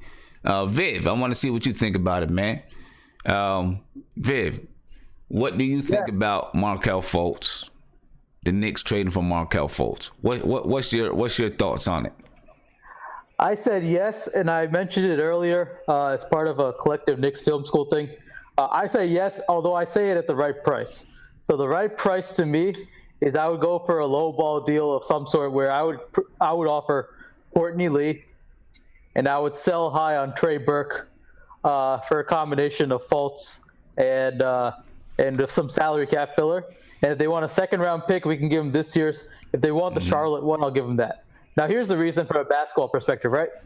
I think that the reason Fultz is struggling right now is I think it's just there's a stigma of being a number one pick, and it's a stigma. It just this perfect storm being the number one pick and then having to deal with all this expectations on a playoff team like Philly, and then also realizing, wait, I got to play, I got to change the way I play. I'm going to be, playing with Ben Simmons and all this other stuff. I think that whole perfect, it's like a culmination of the perfect storm of the worst scenario of events. Now, in Summer League last year, he actually played pretty well in Summer League last year. And for the few games he played in last season in March and April, whatever, there were a few games that he actually played pretty decently. Now, look, I don't know what happened to his shot. I think it's just the expectations, knowing that the team, went to the semifinals last year. And I think it's just all culminating into some one big it's like an annoying cesspool in a sense. So I think he needs a new change of scenery, regardless of what happens. I think he'll heal. But I think we should bet on him because if we were able to fix a little bit of Emmanuel Mudiay, who looked like a lost cause for much of his 3+ seasons in the NBA, then I will bet on the development staff to fix Fultz. And the reason you want to fix Fultz is even though he has an $8 million salary cap hit, which is fine. Mm-hmm. I mean, think about it. It's not like you're getting expiring anyways. In Courtney Lee's, you have to pay him anyways. So you're saving a little bit of money in the process. But I think that Fultz's actual potential and his actual skills in that regard, his physical length, his athleticism and whatnot, it's actually a perfect pairing for when we can figure out Frank. So if you put those two players together, you could have a dangerous dynamic duo where you got a guy like Fultz who has a wingspan. He's also a much better defender than those two guards in Burke and Moutier. He has actual defensive potential. This is not just from college. This is from the little bit he showed even in the NBA. And he has the ability to cut to actually cut to the basket, which none of the guards actually have right now. Okay. So just pairing those things, I think, could be an interesting dynamic. And look, if I'm the Knicks and if I was given that offer, I would do it. Now, I know from people that that's probably not going to happen. That type of offer, they're going to probably get more. But if that's all it took, I would do it. Markelle Fultz makes $8.3 million this year, $9.7 million next season, and then there's a team option for 2020-21 for $12 million.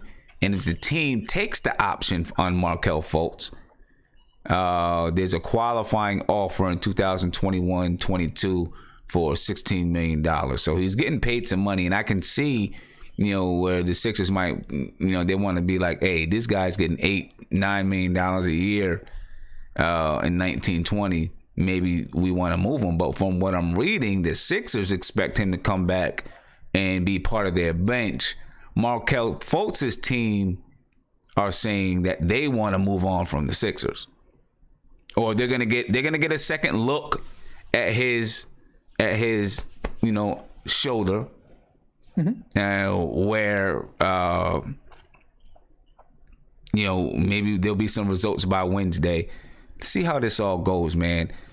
But even if he comes to New York, getting paid that amount of money as a number one pick, there's still going to be some expectations on his head.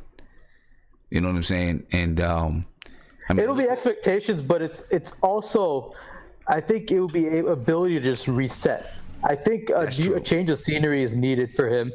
And I think that we have a case study of players that come into our situation in New York. And this has also happened before Fizz too, that they come here to New York, they can, develop with some patience. And, if you give them the right amount of support, then maybe it can make a difference. And, we've already had some results now, so I guess why not try it? Okay. All right. Let's see what some other people got to say. Isaiah. What's up, Sim? What's going on, man? Nothing much, man. I want everybody to go watch Creed 2. That was a good movie, man. Yeah, that's an excellent movie. Excellent movie. Sim, hold on a second. Listen, I like Markelle Fultz, and I hope he does well because he's only 19, and it's a lot to have a bust. But as far as going to the Knicks, no. And the biggest reason why I don't believe he should come to the Knicks is 2 words, and that's Frank Ntilikina. I feel like that's kind of disrespectful for Frank, man. We already did it once with Moutier, and we did it with Trey. I mean, we didn't really do it with Trey Burke. Trey Burke was coming along, but we did it once with Moutier. Mm-hmm. We got to get home. I always believe you got to get home right first before you go outside and help somebody. You got to help somebody else. You got to get your home right first. And my thing is, Moutier is already here. Trey Burke's here. You got to. I don't care what anybody says. You can hate Frank. You can love Frank. You have to. I got to mute you. Sorry. You have to see what you got with Frank. I don't care if you hate him or you love him. We have to see what we have with him. I agree with you. I don't know how, if you bring Markelle Fultz in, and let's say you did move Trey Burke, right? Now, if you didn't move Trey Burke, now you got something where you're probably saying, okay, we're going to put Frank at the 3 spot or something like that, so that you have Fultz, Burke, and Moutier running the point guard spot. But I think that, listen, the way that the league is going, I mean, wing players are going to be, they're a commodity, right? You need wing players from different positions and guys that can go get it. And looking forward, we already know what Frank's contract is like for the next few years. Moutier may not be here, right? Even if, he continues to have a good season, they may still decide that Moutier is not the guy. You know what I mean? I think that, if, you bring another guy into the mix, you got a collection of talent. Now, the best guys just got to step up and step forward. And if you're not the best guy, then, it is what it is. I mean, it's about competition. I'm more concerned. I'm not concerned. I think that, Frank is going to play. He's going to be on the floor. I think he's going to play and be on the floor. I think that 2%, but my whole thing with it is that, and people have been discussing this about Frank what is he? I think you should, and this goes along with Kevin Knox too. I believe you should put them in their natural positions, what they are, and then I'll be 100% with any. I'll be 100% with Troy, with Lily, with Namdeen. Son. I'll be 100%. If he fails, which I don't think he would at a point guard position, I will say, okay, that's not our point guard of the future. He can still be a combo guard or a small forward or whatever. But we got to at least give him the opportunity to fail as a point guard before we just bring in somebody else and say, okay, you be the point guard. And then, you know what I'm saying? My thing is just with that he's only had, people got to realize he's only had 5 starts as a point guard in his whole career. I think it's about 7, 8, 9 starts. 7 to 8. We'll be fun. We'll be nice. Say 9. He's literally had 9 starts as a point guard. Mm-hmm. I just want people to realize that people like to call Frank a bust, but when you don't start off at your natural position, which you're most comfortable at, it's hard. That's like me telling you to write with your left, and you a right-handed person. Mm-hmm. It's just some people. I think people don't get the context of why Frank isn't, to me, where he at, is that he hasn't been in his natural position, and it's just, to me, if we bring in Markelle Fultz right now, I just think that just would be not a justice to Frank to at least give him the opportunity to fail and see what we got with him. Because at the end of the day, people that hate him, you got to understand, if he still don't know what he is, how are we going to trade him? If you want to go that route, or if you say we got to see if he's a point guard, you got to let him fail to see what we have, so we can do. So what we can, if we got to see what he can do or fail at, to know what we're gonna have and what we can do later on. So I mean, me personally, I like Fultz. I hope he does good, but I just don't think he can fit with this team, because even at the end of the day, you paying $10 million to a player that I've never seen this before in my life. A player. Yeah, now that's one thing that would concern me about Fultz, man. You're paying him $8 million this year, $10 million next year, and then I think there's a team option. That's a lot of money to be paying him on a project, and then you don't know, because he definitely is going to be a project. You don't know how much damage really is, how much that shoulder really is impacting his play and how he can shoot the ball. You don't know. I just want people to think about it like this. Think about it like this. Courtney Lee makes $12 million. Mm-hmm. You're about to be paying Fultz almost as much as Courtney Lee, and Courtney Lee shoots for like 40% from the 3 and 90% from the free throw line, and he gives you 13 points. Okay. So I just want people to, that would be my issue with Markelle Fultz, is that we paying him $10 million and we paying Courtney Lee $12 million. And the production would just be, it'd be a mountain versus a puddle. Well, I mean, but let's. But I understand the context in that too, because I know Courtney Lee's a 10+ year veteran. But I'm just saying, that's how some people would perceive it as. Right. And then, because if you think Philly's bad, do you really want to be in the newspaper every day? Well, he come to New York. It's gonna be some heat around him. We know that. I know Mark has. some input on this subject. Who? Mark, He played 10 games. Hey, He played Mark. 10 games, and all he did was score in college. What did he? Okay, so there we go. You know what? I can't even get through to Mark, but it sounds like he's talking about Fultz. Mark? Hold on. Yeah, hold on. Yeah. So We talking about this Fultz thing, right? Yep. So what do you give me your thought process behind it. All right. I want to break it down to these people because this is where people getting it messed up now. The reason why I would take a chance on him, number one, because the reason why the agent wants him out of there, because even before the shot, when they drafted him to be a point guard.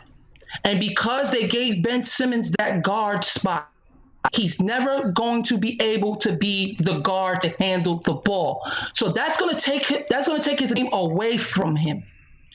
So now he has this problem with his shooting, his mental, whatever people calling it, right?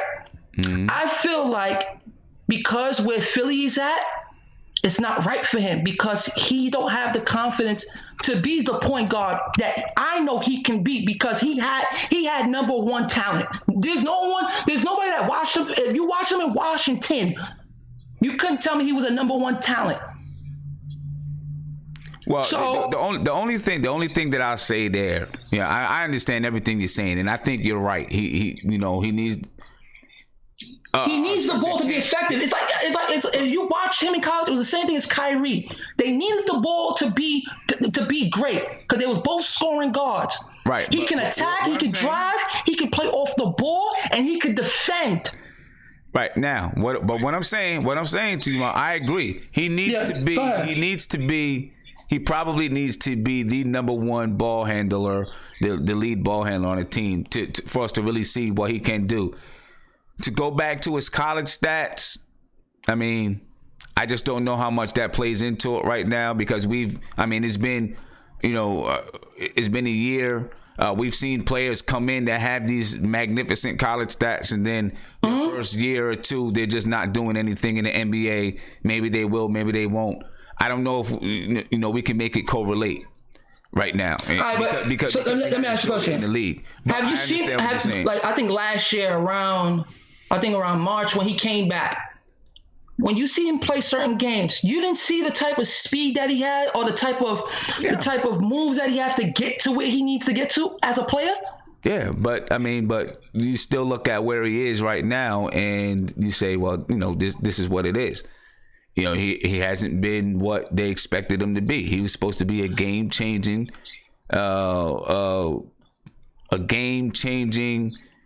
guard that was coming. All right, so let me ask you a question. If you have another guard that is another transcendent athlete in Ben Simmons, how is that other person that needs the ball in his hand can be transcendent for that team?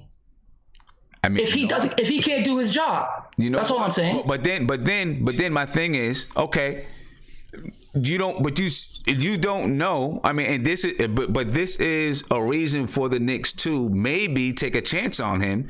Why wouldn't you? Wait a minute. This is a reason. This is a reason for the Knicks to maybe take a chance on him because you don't know if he has the ball in his hands. Can he be that guard? We don't know yet because Ben Simmons was there. We don't know yet. The only thing I have now is, do you want to pay him $10 million a year and you don't know? Let me ask you a question. We paying Moutier. How much we paying Moutier? Damn near 10, right? No, he's getting $4 million. Okay, so I'd rather take him, right? I'd rather take him because number one, he's 20 years old, right? He's 20 years old. And we have players like Ron Baker on our team that's making 8. Why wouldn't you take a fleet on a player like that? I mean, Ron Baker's making 4 this year. But he's making 4, right? And then he has 8. I think he has 4. He has 4. My bad. He has 4. 8 million. 2 years, 8 million. I mean, we're playing a lot of players that is just what are they doing? Well, I mean, if you are going to package some of those players, then listen, I'm giving up Courtney in the second round pick for the kid because Cleveland's offering, because they have it in the news. Cleveland's offering Cal Corver in a second round pick. Okay. Well, you know. And he's damaged goods to teams in the league. So teams are going to throw their low ball deals. I don't think they're going to get they're not going to get nothing from a first round. I feel like if you bring this kid here, because number one, Philly is in championship mode. That's why it looks bad on his side. Because if Philly was just kept being in the process, then he probably would have time. But they're rushing him into something that he can't be because of Ben Simmons. Mm-hmm. That's how I feel about it, because he has to be. It's like with Kyrie. You see what Boston did, right? They put Marcus Smart. They took Gordon Hayward out, and they put Marcus Smart with Kyrie Irving, because Kyrie Irving just does one thing well. He does one thing well. And they want him to utilize that and let Marcus Smart do the other stuff. So I feel like if we put that type of guard with us, because I don't have to worry about him getting into the paint. I don't have to worry about him making decisions, because he makes good decisions. If you watch him in Philly, even though he couldn't make a jump shot, this is all about the jump shot that we're arguing about. This is all we argue about, is the jump shot. It's not about his physical strength. It's not about his IQ to the game. It's just his jump shot. That can be fixed, because look at Moutier. Look at Moutier. His jump shot, he don't come down with the hitch. Don't say it can be fixed yet until we know if there's something wrong with his arm. All right.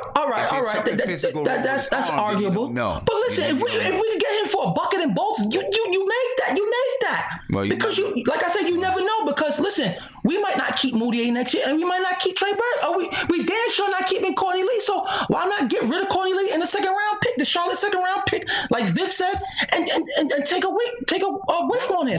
Well, I mean, you can if you're gonna do Courtney Lee in the second round pick, if they would accept that, he has you would have a team option the next year, right? So you could still let him go the next year.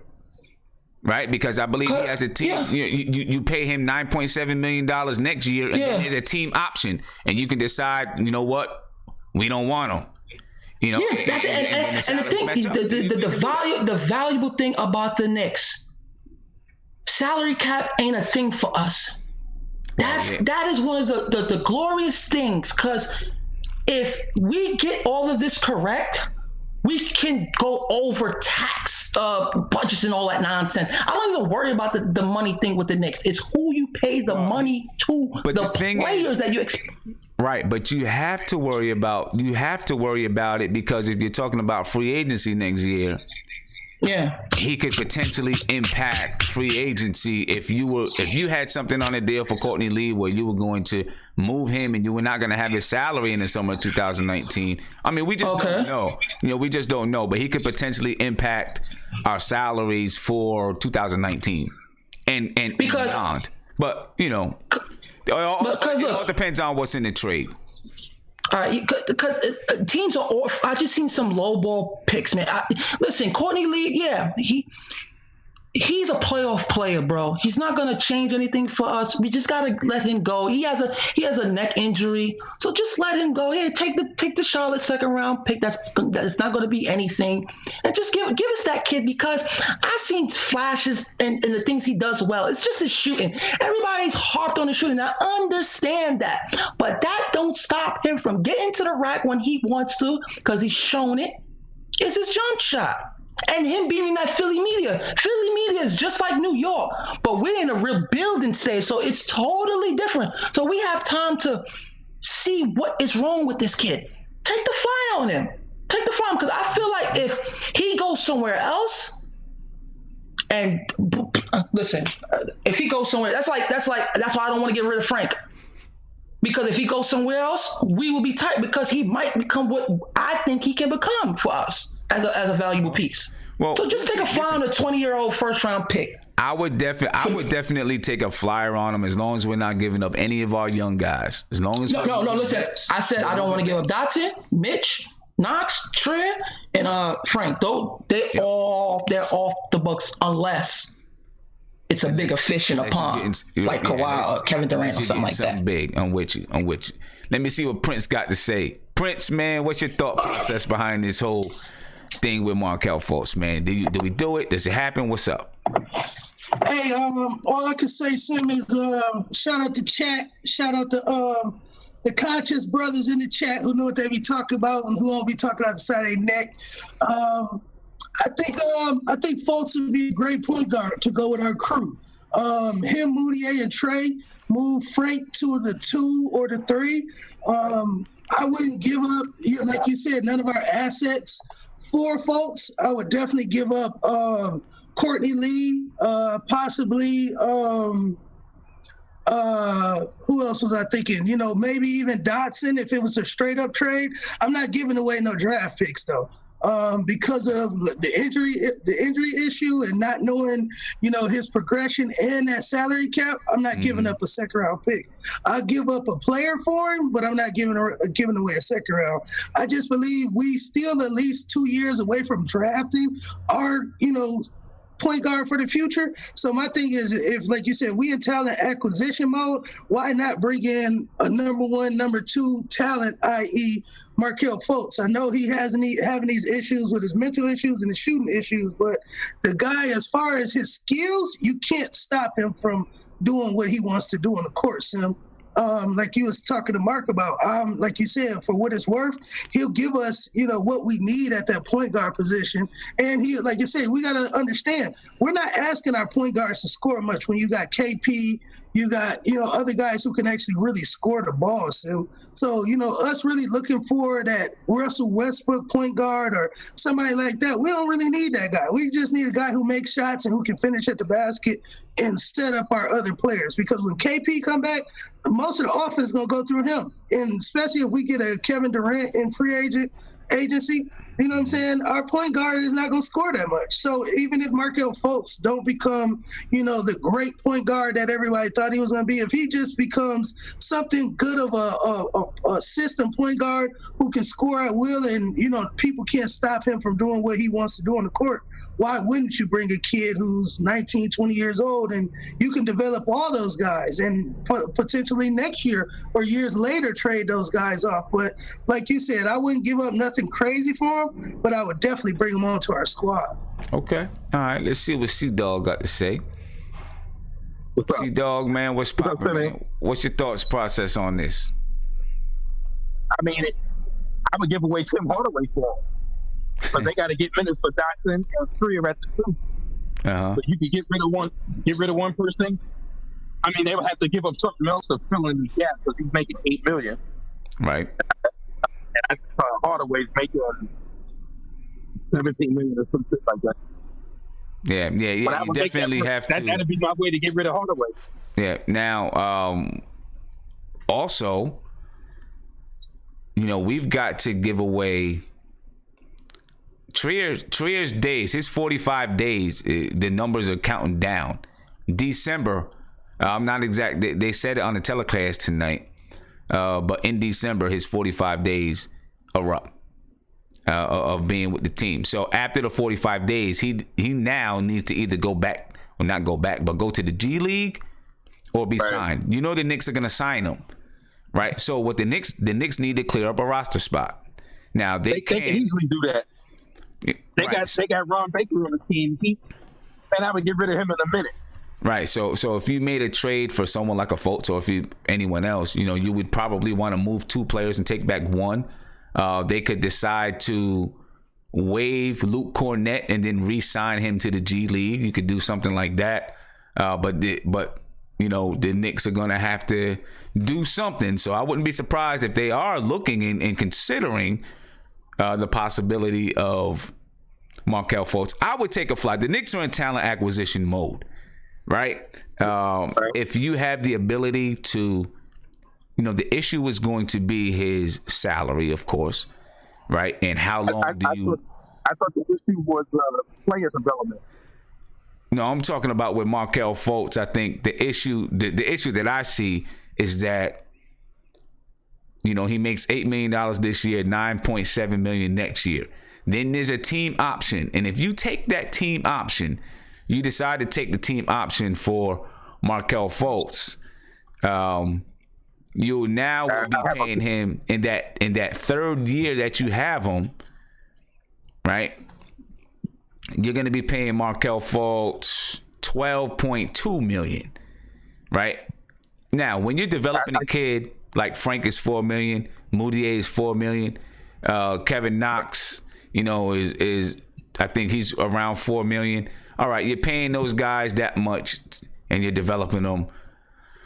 I mean, Markelle Fultz is making more money than KP. You know what I'm saying? Yeah. Well, why is Fultz's name all of a sudden in this trade talk? Did he request a trade or something? Well, it's just kind of soured. Just one fault. It's kind of soured with him in Philly. His shoulder is injured. His team is taking him to get checked out again by doctors outside of the Philadelphia organization. And for all intents and purposes, they're saying that they don't want him to come back to Philadelphia. His team. Okay, all right. So we'll see. I guess we'll see where it goes from there. But he's making, he's going to be making some good money. And do the Knicks want to be developing a player that's making the amount of money of a vet that could be producing for you? You know what I'm saying? Why not give him Hardaway, and then we could develop Trier and Johnson at the 2, and let Fultz play the 1. I mean, well, I don't know. I don't think they're going to give up Hardaway, and I don't think the 76ers are going to want Hardaway. You're not going to never develop Johnson and Trier if Hardaway's playing 35 minutes at the 2. Well, that's true. That's true. I don't know.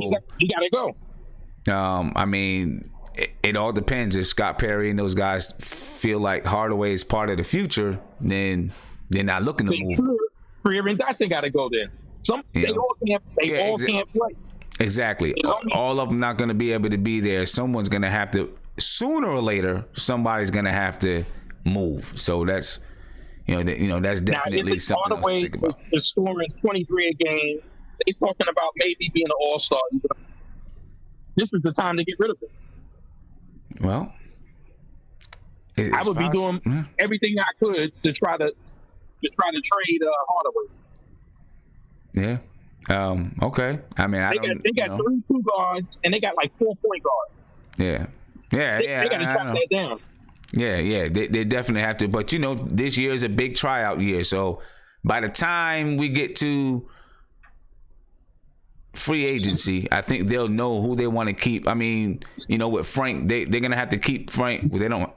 They can trade him, but Frank will be on the books at least for next year. Not if they trade him. This ain't football. Once you trade him, he's gone. That's what I'm saying. Unless they trade him, but if they don't trade him, he's gonna be on the books at least till next year. Right. I wouldn't even trade Frank. I would keep Frank. He could be our Marcus Smart. Mm-hmm. And then you got to get somebody that can make it happen. Okay. If you want Fultz, that means you got to get rid of Moutier and Ron Baker. And I still say you need to get rid of Hardaway because there's no way Trier and Johnson are going to play. And Hardaway is playing all the minutes. Well, that's true. Yeah, that's true. That's true. Unless they feel like Hardaway is part of the future. So I guess it depends on what they feel like. If I was the GM, Hardaway would be looking for a new house soon. All right. Tell him, hey, don't try to grow no roots in New York because it gotta happen. Yeah. Well, you better be lucky I don't have a say so. The Knicks are definitely going to be in they're going to have a lot of thinking and talking to do. And if you bring in Fultz, that just adds one more guy to the mix. But we're in talent acquisition mode, right? That's what Scott Perry continues to say. We're acquiring talent and we'll sort it out later.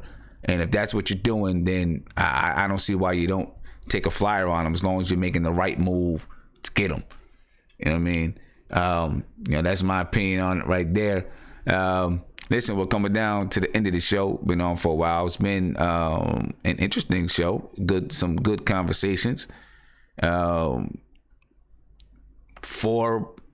Fultz against Fultz, for Frank against Frank, for Knox against Knox. Good conversations. Super chats. Big shout out to Chester. Said the cautionary tale of can't miss #1 pick tanksters. There you go. That's what I'm talking about, Chester. The cautionary tale, right? The cautionary tale. And not just that, the Sixers traded up to get Markelle Fultz. How smart and bright is Danny Ainge? My goodness. They traded up so they can get Fultz. The Celtics traded down and got who could very well be the best player in that draft. You know? So many people overlook the strength of having a strong front office that knows what they're doing, that understands how to scout, a strong scouting team, a team that can look at players and say, yeah, this guy is going to make it. You know, this guy is going to do something and be something. So many people gloss it over or say that it's overrated. It's not overrated. It's not overrated at all. And you can see why. You can see why. When you talk about the Sixers, the Celtics, Fultz, Jason Tatum. Mighty Knicks said, how about we trade Fizdale for a Spurs coach? Let's give Fizz a chance, man. We just came up a 3-game winning streak. I think we should give Fizz a chance. I know, there's a lot of people out there that, I know I've had my criticisms, but I'm still backing them up. I'm still with them. I'm still backing them up. There's some things that I want to see. I withhold the right to criticize any player, any coach. So do you. Right? But I'm rocking with Fizz still. I'm still rocking with him. See how we bring these guys along. Thank you for the super chat, though, my man. Thank you for the super chat. All right, Chad, I want to ask you, even though, we took the L tonight in a lifeless game, who was your player of the game tonight? I know who mine was, but who was your player of the game tonight? Let me see. Who am I going to come to first? I'm going to go to Prince since the game was in Michigan. My man Prince, I hope you watched the game. Who was your Knicks player of the game tonight? Player of the game, man, I'm going to have to give it to Trey Burke, man. Even though he, missed a couple shots, I got to give it to Trey Burke, man. You know what I'm saying? He's really been that guy to really help us add some, energy to the team. So, ain't really too many more bright spots you can really hang your hat on tonight, man. So mine got to go to Trey Burke, brother. Just going to Trey Burke. I got a different player tonight. I'm pretty sure someone's going to say who my player tonight is. My player tonight, well, I'll say it later. Isaiah, who's your player tonight? Creed 2, because it was a great movie and I enjoyed myself. Creed 2 definitely is a good movie, but who's your player tonight? You know what, man? Free Dot. Yeah, I can hear you. Dot. You said Damian Dotson? Listen. Okay. Let me tell you something, man. So I just want to say this real quick, man. I read an article today that said the reason why that's why I gave it still to in the Trey lineup was because he played defense. And it was the New York Post, of course. I couldn't control myself while reading this article because it was one of the most ridiculous articles that I've seen. And I'm just like, yeah, I'm talking about this dude Mario, but I seen Dot play great defense on Kawhi, and then he went DNP for like 15 games. Man, listen, if they don't play this young boy, and they were talking about trades today, man, listen, play this young boy. We know what Mario is. Mario will be in Crayosha or Halosha or Pokemon Tumanki. I don't know. He's gonna be in the Willy Wonka somewhere. He's gonna be somewhere. He won't be with the Knicks. I don't know if it was 15 games or 16 games that he didn't play. I'm being exaggerated. It was 30. It was 35 games. But let me tell you, free Dot, man. Dot should have been in the starting lineup since the beginning. And it's just ridiculous that we had to go through this Mario Hazonia thing. We know what he is. He's not playing good. Dot was the player of the game. He proved this was the game that pretty much to me said, "F you, Fizz. I should be in the game." Okay, well, Damian Dotson, if you're giving it to him, I think he deserves it. You know what I mean? I don't know if I agree that he was the player of the game for the Knicks. But I get what you're saying. You know what I mean? And ladies and gentlemen, if you go to the top of your screen, If you just move your cursor to the top of the screen, to the right top of the screen, and there's a poll where you can tell me who your player of the game was. All right, there's a poll up there. You'll see a little eye button that'll tell you who, to click on that eye button. All right, let me see. I'm gonna come to Viv.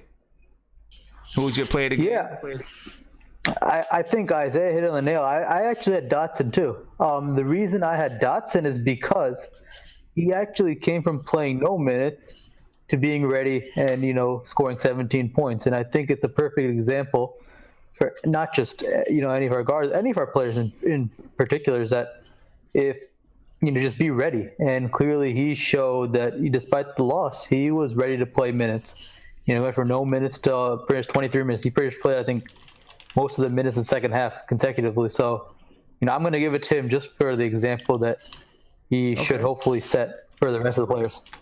Okay, that's definitely. I get you, and I'm actually with you guys on Damian Dotson. I don't know if he's my player of the game, but I understand exactly why you're choosing him for player of the game. Yeah, I mean it's less. It's not about the performance per se. It's just more like the principle in that sense. Yeah, I got you. Definitely. Yeah, just the principle of it. Let me see. Guillermo, player of the game. Sam, it's good, man. This Markelle Fultz my player of the game, I say is Dotson, man, because what I realized about Dotson, man, this guy's a self-starter, man. And this guy, his focus is great for this team, man. This guy didn't play for I don't know how long, Sam. And he came on in the second half, hitting threes, moving the ball, being aggressive. Don't get me wrong, look, I like Frank, but you have to put the battery in Frank's back. There's certain guys in this team, they don't have a feel for the game. Tim Hardaway, Burke at times, Trey at times. I watched all of Dotson's shots tonight. I didn't feel there was one shot that it was like, Lord, he's rusty or he has no idea what the hell he's doing. So I got to give it to Dotson, man. That's a guy we should build around. And I see what Fizdale's doing. He's tanking. But a guy like Dotson, whose development was stunted last year with the inept Hornacek, I don't think that's a guy you take off and say, because he's not a guy who's going to win you the game. But I think he's a guy that you look at, hey, he might be our two guard of the future. Or he might be our super sub off the bench or whatever, but he's a valuable piece to his team. And he's a lead by example type of guy. Bro, I've seen guys come in. Kanter, look at Kanter. Ever since Kanter got a bench or whatever, he's had some monster games, but he wasn't as good or sharp as he was last year in the beginning of the season. But Dotson comes back in. The guy looks just the same as he was before, playing good defense, hitting big shots. So I give it a Dotson, man. And Markelle Fultz is not Kyrie Irving. Please stop. Let's stop with the trash. Markelle Fultz is not as good or did not have as much talent as Kyrie Irving. Let's be honest. Let's stop with the BS, man. Goodness gracious. Okay, I'm with you. I'm with you. And I just want to show some people so for those who do not know, I'm going to show you right now when I say that there is at the top of the screen you have a button, not a button, but if you move your cursor, you move your mouse to the top of the screen, you'll be able to see. So this is gonna look a little bit weird right now. All right, it's gonna look a little bit funny to you, but I'm just doing it so I can show you. All right, so just check it out right here. You see me in the middle. You see me at the bottom. You see me in the middle. Right up here at the top. You see when I put my cursor up here, right? There's an eye up here. You click on that, and then you'll see the poll. Some people already know. Some people don't know. All right, and that's all you got to do. You click on that, and now we're going to get a whole bunch of them pop up on the screen. You know what I'm saying? But that's where you can go to vote for your player of the game. All right, ladies and gentlemen. And I'm going to take away the confusion so it doesn't look so crazy to you. All right. All right, so that's where you can go vote for your player of the game. All right. And Mark, I'm coming to you, man. Who was your player of the game? Who's your player of the game, Mark? Oh, I'm coming right now. Coming right now. All right. Yeah, what you say, Sam? Play the game? Yeah, who's your player of the game tonight? You ever watch one of those games where it's just like everybody was just like, huh? But But it was like there was no type of impact. It was just like a seesaw effect. Like we get in, we come out, but no one's really pushing the needle to win the game. So the play of the game is the refs, man. Shout out to the refs. Play of the games is the refs because no way Detroit went to the line. I just seen the free throw. I didn't see it. 45 times? 45 free throws, man. 45 times? Throws. 45. I know we tit-tat at fouling, but 45, that you mess up the flow of the game. We never had the flow of the game because I was looking at Trier, and sometimes when you watch him, you think he's taking 20 shots, but the kid is so efficient. And I feel like if the flow of the game wasn't taxed by the refs, I feel like he would have pushed us or gave us that humph to be more into the game. But shout out to the refs, because I can't call it for any of our players on the Knicks. It was just one of those games where it's just like, oh, yeah, here go the refs. Okay, we can't win four games in a row because we're the Knicks. Okay, my player of the game. My player of the game tonight is Alonzo Trier. That's my player. He's really good. You know, listen, he's really good. Yeah, Alonzo Trier tonight was 7 for 11 from the field, 63.6%. He gets to the rack. Yeah, he does. He was 1 for 2 from 3. He had 24 points. He had 10 rebounds and 7 assists. He did have 3 turnovers, but he's my player of the game tonight. He tried by himself to pull us back into the game. And like you said, Mark, it's the rest, man. I mean, he only shot 11 shots, but it seemed like down the stretch he was shooting everything. I mean, he was getting to the rack, but he only shot 11 shots throughout the game. It's crazy because you think because some people like he be ball hogging. It's like, bro, no. It's just like, because you know when you watching the game and people just looking at the person that don't normally pass the ball, so they're gonna emphasize more their eyes onto that person. That's what it is with Trey, because he seems like not a passer, but the fact that the Knicks don't have guards that's gonna attack all the time, he's the only one that's creating contact and going strong. Yeah, Trey. But he's efficient, man. And you know, people, there's a reason you come down on Tim Hardaway. If Tim Hardaway could play like Trey, as efficient as that, we would love Tim Hardaway. But you have to give it up for the kid because he's a rookie, undrafted, and he was more worse in college than he is in the NBA because he took more shots in college than the NBA, and he's wild efficient. Yeah. So, you know, he plays with guts, man. Like, when you watch him, that's the type of player Fizdale likes, man. You go and get it, man. You know, once you're on that court, you got to be a man about it. That's what it is with him, man. And he's learning. Listen, man. You know, he's learning how to get his ISOs within the offense. You know what I'm saying? That's one thing that's impressive. I think he's learning how to get it within the offense. And, I like what he's our bailout. He's our bailout. It's like sometimes it's not even Tim. It's him because he gets to the rack. Yeah, he can get to the rack and he can finish through contact. You know, and he's learning fast off the win when teams is setting a defense for him. Teams are doubling him. They're not even doubling Tim Hardaway. They're doubling him because he's the most aggressive one on the floor when he comes on. Yeah. But he's got to learn how to pass out the double team quick. As soon as he see them coming, just dish it out. That's his only problem to me. Yeah, and he's not gonna do anything but get better. You know, so yeah, definitely. So what's your let's talk about the Knicks in Philadelphia tomorrow night.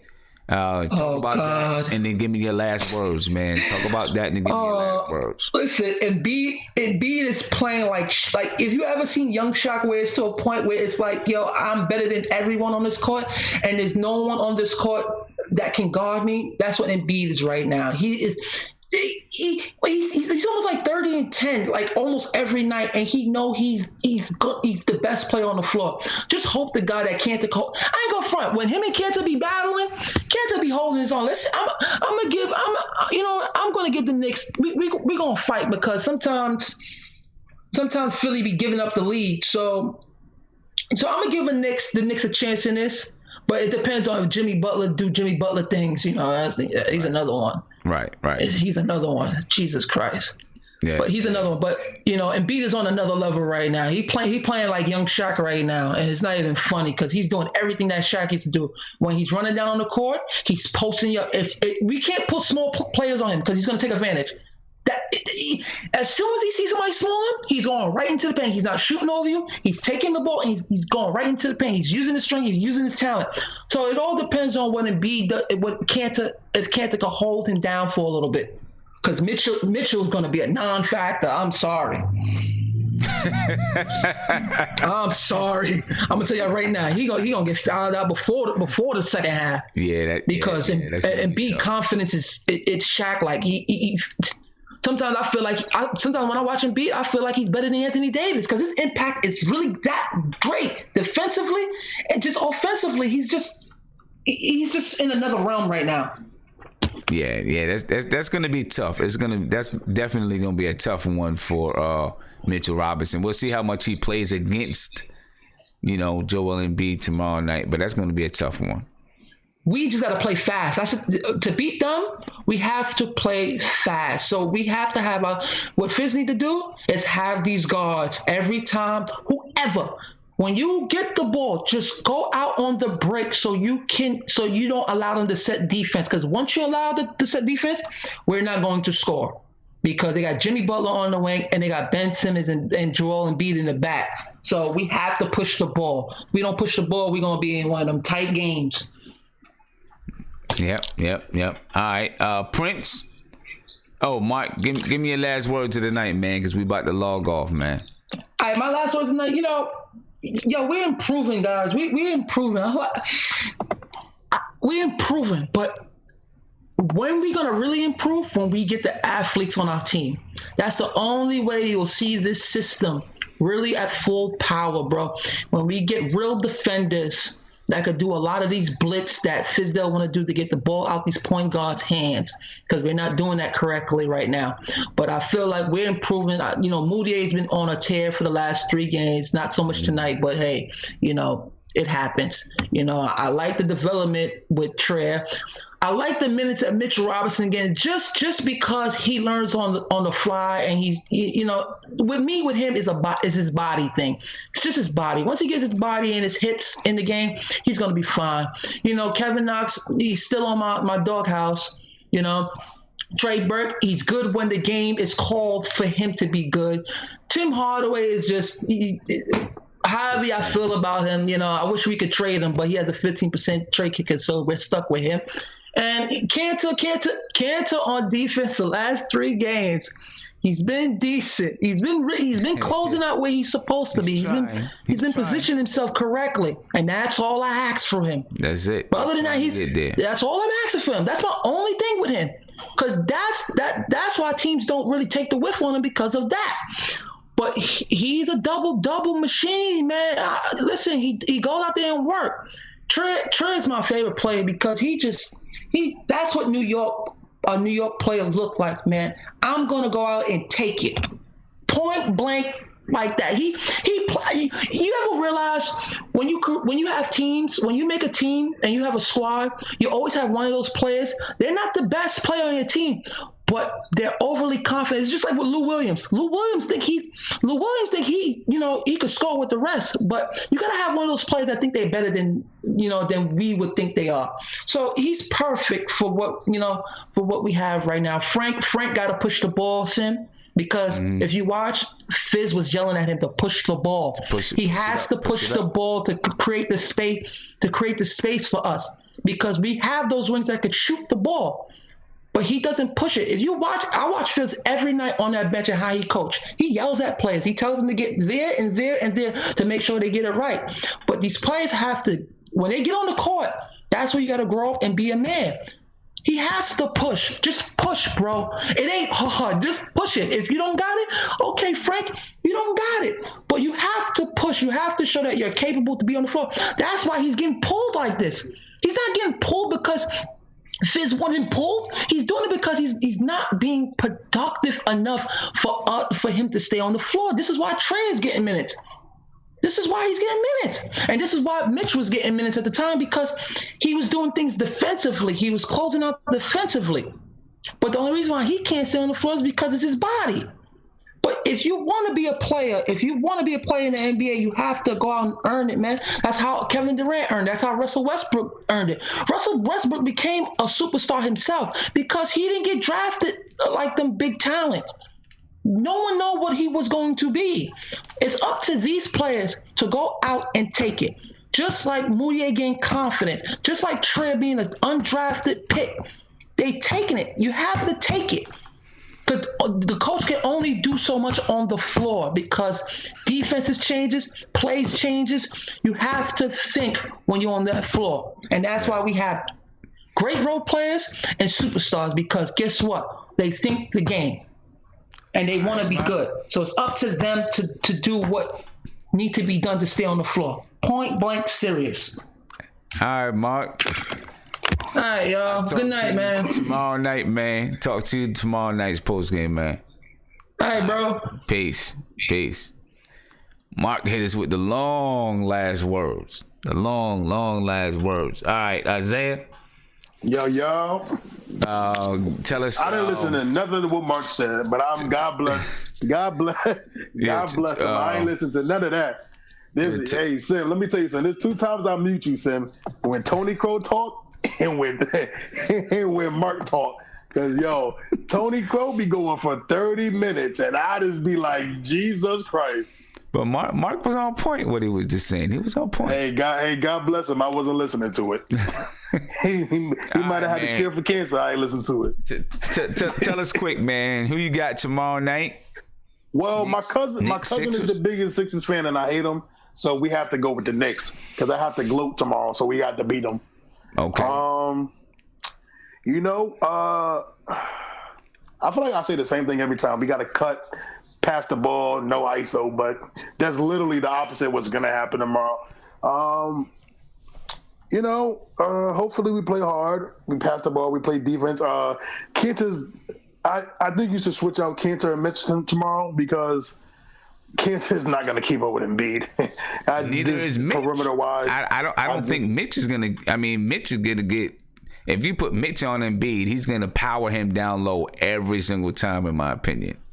Actually, you know what? You're right. Never mind. I'll see that. So keep Kanter in tough. And then, try to put Mitch in for spurts. And hopefully Doc gets more playing time tomorrow. I hope Doc gets more playing time tomorrow. Yeah, I know, right, Gurmo? But you know what? God bless everybody. And Prince, if you did anything to my face while I was talking, I'm going to go to Detroit and slap you. So, hey, listen, I'm going to go look at this video, Prince. And if you put a chicken in my mouth, I will come to Detroit and slap the crap out of you. Oh, boy. All right, man. Prince, I'm not playing with you, Prince. If there's a chicken in my face, there will be some issues. All right, everybody. Watch Creed 2, and if Prince put chicken, I decided to these roasted grapes too. I'm about to eat these tonight. Don't put no damn chicken in my mouth, damn it. Yo, Isaiah, man. I see you at the bar. Isaiah, Prince, I'm gonna slap the shit out of you, man. Isaiah. See, Isaiah. That's how it happens, I'm sorry, Sim. I'm sorry. God forgive me. I'm sorry. See, that's how it be happening, Isaiah. Seriously. I mean, hold up. Did you write those scripts yet? Oh crap! I got you. I'll start writing them tomorrow because I just want everybody to know we got some stuff cooking up. It's gonna be really funny, real great. Me and Sim working together. Prince is not gonna be part of it, for God's sakes. But it's some good stuff we're working on. I'm gonna be working on the scripts. Yo, dig it, Prince. If you put a chicken in my mouth right now, I'm not playing with you right now, Prince. If you put a chicken in my mouth. What is it, Viv? Don't lie to me, Viv. I'm paranoid about that crap down there. No, Prince, I'm not coming. I will fly Spirit and come and whoop your ass. All right, yeah, man. Yo, I swear to God, if there's a chicken in my mouth, bro, I'm not playing. I'm looking at the video right now. I got 2 phones. If there's a chicken in my mouth, Wait, hold on. Wait, why can't I let? Yo, wait. Yo, wait. Every time finish up the second.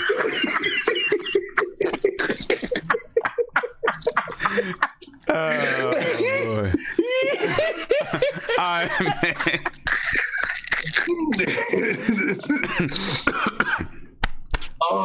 man. Man, tripping, man. All right, Prince, man, you want to give us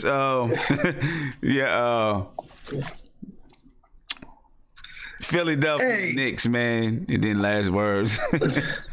Looking forward to this L we about to take on tomorrow, man. Hopefully we just play good team basketball. We see some progression. Guys grow. Hopefully they have a lot more energy than tonight. Like Mark and some other cats said, we play up to talent. So hopefully we get up for this game and we want to go out there and play against some boys. But, we got an uphill battle against this three-headed juggernaut. So hopefully we just play good Knicks basketball and we keep playing and keep growing some. So shout out to chat. Shout out to video chat, and I'll definitely see y'all tomorrow night. All right, man. Peace. Have a good one. Peace, Sil. Peace. All right, Grandmo. Yeah, man. I hope we go for a win tomorrow, man. I hope I see more of Dotson. Just doesn't make any sense that he's not playing. I think we will win because they really don't have shooters to really kill us. But Embiid is special. Butler's been playing well. I give Ben Simmons like 20 feet to test him to shoot, and I think that's the key tomorrow. Just play smart defense. But how these Knicks are. We're up and down. So see you guys tomorrow, man. Again, I hope Dotson plays. Yeah. But yeah, see you guys, man. Peace out to the chat. Man. Peace out to you, Sim. Peace. Have a good one. Peace. All right, Viv. Yeah. Look. I hope we come out with some sort of fight, but it's going to be a hard battle today, actually. Look, I actually pray for Mitchell Robinson because he is going to probably, if they keep him in too long, he's going to foul out against Embiid, and it won't even be funny. I mean, that's going to probably be bad. Philly, they stagger their minutes, so Embiid often plays a lot in the second half of the first quarters. So that's usually the time Mitchell Robinson's in the game. So if I'm Fizz, I would try to take him out when he's in foul trouble. Mm-hmm. Don't do what you did today don't do what you did and just like let him play through it. It's not worth it. I mean, if you tell him to continue to play through foul trouble, I think it'll eventually come to a point where it might ruin his psyche, because this won't be the second game. This is the second game he fouled out, but the way he's fouling, he'll probably foul out of a lot more games, especially against more savvy centers. And Embiid is one of those guys. He gets to the line, 10 times a game, and we know Kanter's not going to be fouling him. So yeah, Mitch just he's got to take his losses, sometimes, and just try to be out there as long as he can. But I don't think we're gonna get a win. I think it'll be too much for the team to handle, the combination of those three players. And let's see what happens. All right, man. All right, Viv. Well, I'll see you tomorrow night. You'll be on the post game tomorrow night. Yeah, I'll be on the post game. All right, I'll catch you then. Mm-hmm. All right, later. Peace. All right, later. All right, Knicks family. Tomorrow night, it's hard to say, man. Jimmy Butler, Joel Embiid, Ben Simmons. That's tough. That's tough. It's going to be tough for the Knicks to deal with. Kanter matched up against Joel Embiid. I mean, as it is right now, it would be Mario Hezonja matched up against Jimmy Butler, and then you got Emmanuel Mudiay matched up against Ben Simmons. That's gonna be a task. Now, I wouldn't be surprised to see Damian Dotson start so that he can match up against Jimmy Butler. We'll see if some lineup changes come our way. Shout out to Marty Knicks for the super chat. He said right now he thinks the Knicks about to start a 5-game losing streak. I hope not. I want to see us pull out another win. But most of all, I just want to see us come out, compete, respond after playing a lifeless, lazy type of a game, in my opinion. And that was on both sides. the Sixers and the Knicks. The Pistons and the Knicks. So we'll see what happens, man. I'll catch you guys tomorrow night. The game starts at 7. It is on NBA TV. I'll probably have a pre-recorded pregame because I'll be in practice tomorrow night. We got 3 games this week. 3 games of 5 nights for us, the girls team. So I'll catch you guys tomorrow night at the post game. Have a great day at work tomorrow. Definitely check out the pregame. That'll be coming on 6 o'clock tomorrow. Since the game starts at 7, I'm going to do it a little bit early, so give time for people to talk, and so on and so forth. All right. I will see you guys tomorrow. Post game. Peace.